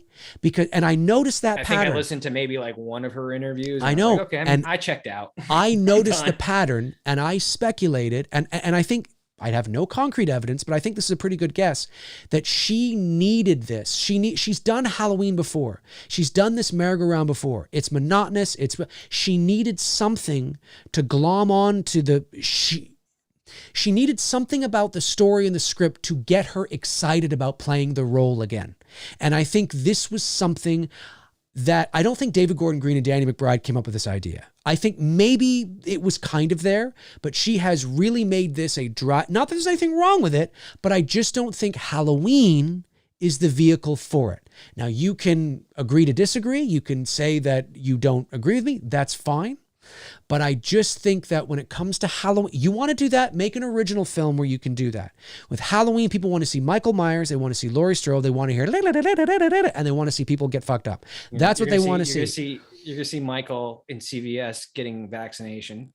Well, yeah, maybe. So I think a lot of if you are somebody out there, and again, this is speculation, that is getting a feeling that there is quite a political slant with Halloween, I believe that is coming from Jamie Lee Curtis. Because she's also an executive producer. I don't think that's coming from Blumhouse. I'm going to start a campaign and beg Rob Zombie to do a third film to his too. Yeah. And again, let me end by saying that, before I get attacked or try to be canceled here, I don't think you will, because I think most people are going to agree with you. Like, look, true. Leave real life shit out of. We go to movies to separate ourselves from fucking reality. You have to know your audience. You have to know the genre, the subgenre. You know what I mean? And like I said, horror films have had political subtext for decades. It's nothing new. It's not that it exists. Is it the right film? Is it a film about that? Have you created a movie that's a vehicle for that, like Get Out or Us or something where it makes sense? Or are you just shoehorning in something because you need to feel inspired to reprise a role 40 years after its due date? And I can't help but feel that that's part of it. I'm not saying that's all of it, but I can't help but feel that Jamie Lee Curtis brought this up and like, we should really kind of work this angle and work this a bit and they didn't want to say no, because it's not the time, it's not the era we're living in to dispute that. It wouldn't look good. No, well, like Bobby Hall here is joking, but I won't be shocked if a scene, something like this happens in the movie where he says the reason Jamie Lee Curtis said some people will hate ends is because Michael's going to wear a MAGA hat on his mask. Having said that though, I won't be shocked. Right. If a good old country boy is wearing a MAGA hat and is killed in Halloween Ends, which will obviously be sending a message to a direct group of people, which is it's wrong to do. Right. Because what are you saying? Because are you saying you want Michael Myers to kill Trump supporters? Because whether I agree or disagree with someone's political views, I'm not wishing death on them. Right. You know what I mean? And who knows? I wouldn't be shocked if it showed up. Maybe not. I don't know. But it just makes me sad. I mean, I would never say that. I would, and maybe she said it in jest. Maybe she was, again, I would have to see the video, read the transcript, get the context. This statement is lacking context right now. Who knows where she said it, how, and that's very important. I am like the gatekeeper of nuance and context. So I admit too that it is lacking that for me, but I find it a peculiar statement to say. You don't generally, executive producers of a movie don't generally say something like that because it's not a good selling point for your film. You know what, dude? When does it come out? This October. I wouldn't be surprised if this movie goes heavy on that, because we're going to be within a few weeks of our midterms. Maybe. I don't know. I won't, in hindsight, now that I'm thinking about it, why they, because I always thought this was supposed to take place on one night. And I liked that idea. I thought that was a cool idea. I'm like, yeah, I'm down for that. It's a great idea. The fact that they changed this, the fact that this movie now is coming out within a few weeks of our country's midterms, which is going to be an extremely key midterm, probably one of the bigger midterms that you've ever seen in a long time. Right. Now that you're talking and the things that you're talking about, okay. I got a bad feeling that Resurrection is about to lose its title of the worst Halloween movie of all time. Right. I got a weird feeling that that's going to happen.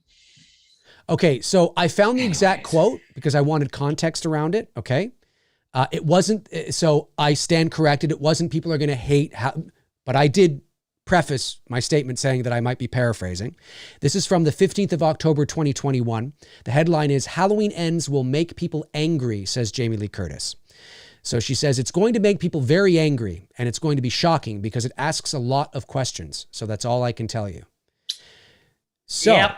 I got a feeling what I just said. It's yep. Right. When you start putting 2 and 2 together, and when you're that close to a major election, and they literally changed the story of what they were originally going to do, and how much she is a huge Well, let me say this though. Yeah. Reading that, I have questions. I'm like, well, what do you mean by angry now? Do you mean it's going to piss people off like I had paraphrased earlier and suggested that maybe she's kind of trying to, say that a lot of people are just, is she saying it's going to make some people angry because she's saying that there are some people who are not going to like what we're selling in terms of the political angle? Does she mean that? Or does she mean that it's going to make some people angry because of the turning the mirror on the audience in terms of behavior and showing, like, you know what I mean? Because sometimes films do that too. What does she mean by that? I don't know what she means by that. I hope we're wrong. I just don't think it's not the vehicle for it. It's Halloween. No, it's not. It's not the vehicle for it. I hope we're wrong. I hope, I hope, look, if they mention COVID in a throwaway type line, like they did with her not being related to Michael, if it's something like that, I won't care. If they make COVID a looming thing throughout the entire movie where you're seeing people wearing masks constantly, no, because that's not normal. Like that should look, I understand why we have to wear masks, even though, just saying, because you can talk to my sister, she's a registered nurse. You realize every time they go see a new patient, they put on a new mask and new gloves every time. Yeah. Do you know how many people I know that are wearing the same mask for like 6 months straight? And there's nothing healthy about what you're doing. No. Anyways, I just hope we don't see a lot of that stuff. You know what I mean? Like, I hope we don't need to see any of that shit. I agree. These are movies. These are fantasies. And if they put a death nail in this franchise and they don't care and they want to shove it up, look, Disney has done it repeatedly with the Star Wars franchise. Other movies have done this. Studios have done it as well too, where they don't care. They're going to do it their way, regardless of what the fan base says. And then it ultimately impacts what it does at the box office, And I may wait if they don't do a simultaneous like Peacock and box office. I may wait and I may just talk to you, dude, and get all the information that I want, even being spoiled and being like. And if it is what we're talking about, and you tell me that it is what we're talking about, I'm not going to give the movie my money. I understand. Fuck that. I understand. You know what I mean? I understand. So, Movie Chat and More Part 2 sends in £5, says Blumhouse has destroyed the franchise. So it would be such a bad thing to give us Ellie. And so would it be such a bad thing to give us Ellie and Danielle back? Well, first of all, I disagree. I don't think Blumhouse has destroyed the franchise. I think the franchise was destroyed a long time ago. I think Blumhouse has attempted to revigorate the franchise, and they did a pretty good job with Halloween 18. And what I mean by that is that it was a successful film. Most people really enjoyed it, but it's the second part that seems to be very divisive. So, but we'll see what happens with Ends. Howard D sends in $5, says it was obviously Egon because of Ramis' death, but I feel Ray would have been the more convincing Ghostbusters to have Egon's story arc in Afterlife. So instead of it being Egon's story arc, well, because then you're missing. But Ramis is actually dead. So yeah, exactly. So you couldn't do that. You couldn't. You couldn't do it that way. It works well because of the fact that Harold Ramis is dead. Right. So you can have Egon be the ghost. That's right. Which was well done. And I know some fans don't like it, but I like the fact that there were no lines, that Egon didn't deliver, he didn't say anything. Same. It was perfect the way they did it. Yeah. But yeah, that would have been really tough to do because then you would have to come up with a new arc for Egon being not there or dead. I agree. Obviously. So. I agree. Okay, I gotta go in a minute. Let me see here. DM Owen sends in 499, says, do you think Halloween Ends will be the best one of the trilogy? Not if we just discuss what's going to happen. If it I don't goes know down yet. that road. It's a big if. I don't know yet. I'm not sure. Movie Chat and More sends in £5, says, Dave, love you, dude, but if Danielle doesn't need to be any Jamie to be accepted in this new timeline, do a poll, my friend. Well, you're probably right, because most people just want to see Danielle Harris back because they're willing to settle. That's what I said earlier, is that really what they want is they want Danielle as Jamie Lloyd. I mean, that's what ultimately I think people would want, right? I mean, if you had the choice to have Danielle back as Jamie Lloyd or Danielle back as Martha Johnson, which one are you going to pick? Don't tell me you're going to pick Martha Johnson, because you're not. You're going to pick Jamie Lloyd. But the fact that people don't believe, and they're probably right, they're not going to get that option. They're willing to settle for Martha Johnson. So you're right. I agree with you. I think most people out there would settle. I don't need to do a poll with that. I agree with that. Mohammed Nabil sends in 25. That's right. I think that's like $10 something. Thank you very much, buddy. Appreciate that. Says, Dave and Tony, curious to know your thoughts on Scream 2. For me, I like it, and it's the best of the sequels, but does have some structural pacing issues. Scream 2, I don't mind Scream 2. The college years. Yeah, I don't mind Scream 2, but I'm indifferent to really the rest of the sequels. 4, I think 4 is probably the better, maybe. I don't know. 4 is for me it's Scream 1 and Scream 4. Those are the two that I watch consistently. Scream 2, it's all right. Right. You know, I thought Randy's death was cheated. I thought Randy could have had a better send-off. I don't mind the character being killed, but because he was such a key character to the original film and he was so well knowledged in horror films, the fact that he's walking around cluelessly on a cell phone, just no. Like I thought they could have. I thought that Wes could have came up with it was interesting. I like the kill concept of someone getting killed in the van. I think he could have done it with a different character. Right. If I were sitting with Wes, I would have been like, really, this is how we're going to send Randy off? You can't come up with anything a little bit better. I got you. You know, but I put it third in my ranking. Right. I have a feeling my ranking is going to pretty much stay consistent, even when I do eventually see Scream 5, when you know, whenever I do get a chance to see it, based on what I've seen, based on what I've heard, you know, I've read a few things and I've watched a few videos just to kind of get a feel for the movie, you know, and I'm sort of disappointed, but not disappointed, because I'm like, okay, I kind of expected that to happen. You know, without giving away spoilers and what I already know about the movie. But my whole thing with this new movie is now I'm like, I'll see it when I see it. I have no eagerness. I have no eagerness to go see it. I probably will wait to see it digitally. I got you. I just wanted to say, Warren Armour here says, where's Warren Armour? He says, hey, Dave, if you and Tony are not doing Two Dudes anymore, I will sure miss you. We're right here, Warren. We're doing Two Dudes right now, right in the middle of doing it. Okay, let me see here. I wonder if he means the watch-alongs, maybe. Yeah, we're gonna do the watch. See, we're gonna do the watch-alongs. We're just trying to change it up, keep it fresh. Yeah, and not do the same thing week in and week out. You know, like you know, like we're just. That's it. Yep. That's it. Oliver Mercer sends in £5 and says, you could pin Ben as the father to Jamie on Ends, maybe. Plus, he could had been Laurie's ex, but of course, is it logical to do this? Well, yes, you could absolutely. You could bring back Jamie Lloyd. It just wouldn't be the same Jamie Lloyd in part 4 and 5. So I'm of the mindset of, if you're not going to bring back the same Jamie Lloyd and you're just going to bring back her to play an alternate Jamie Lloyd, then what's the point? Yeah. That's just how I feel.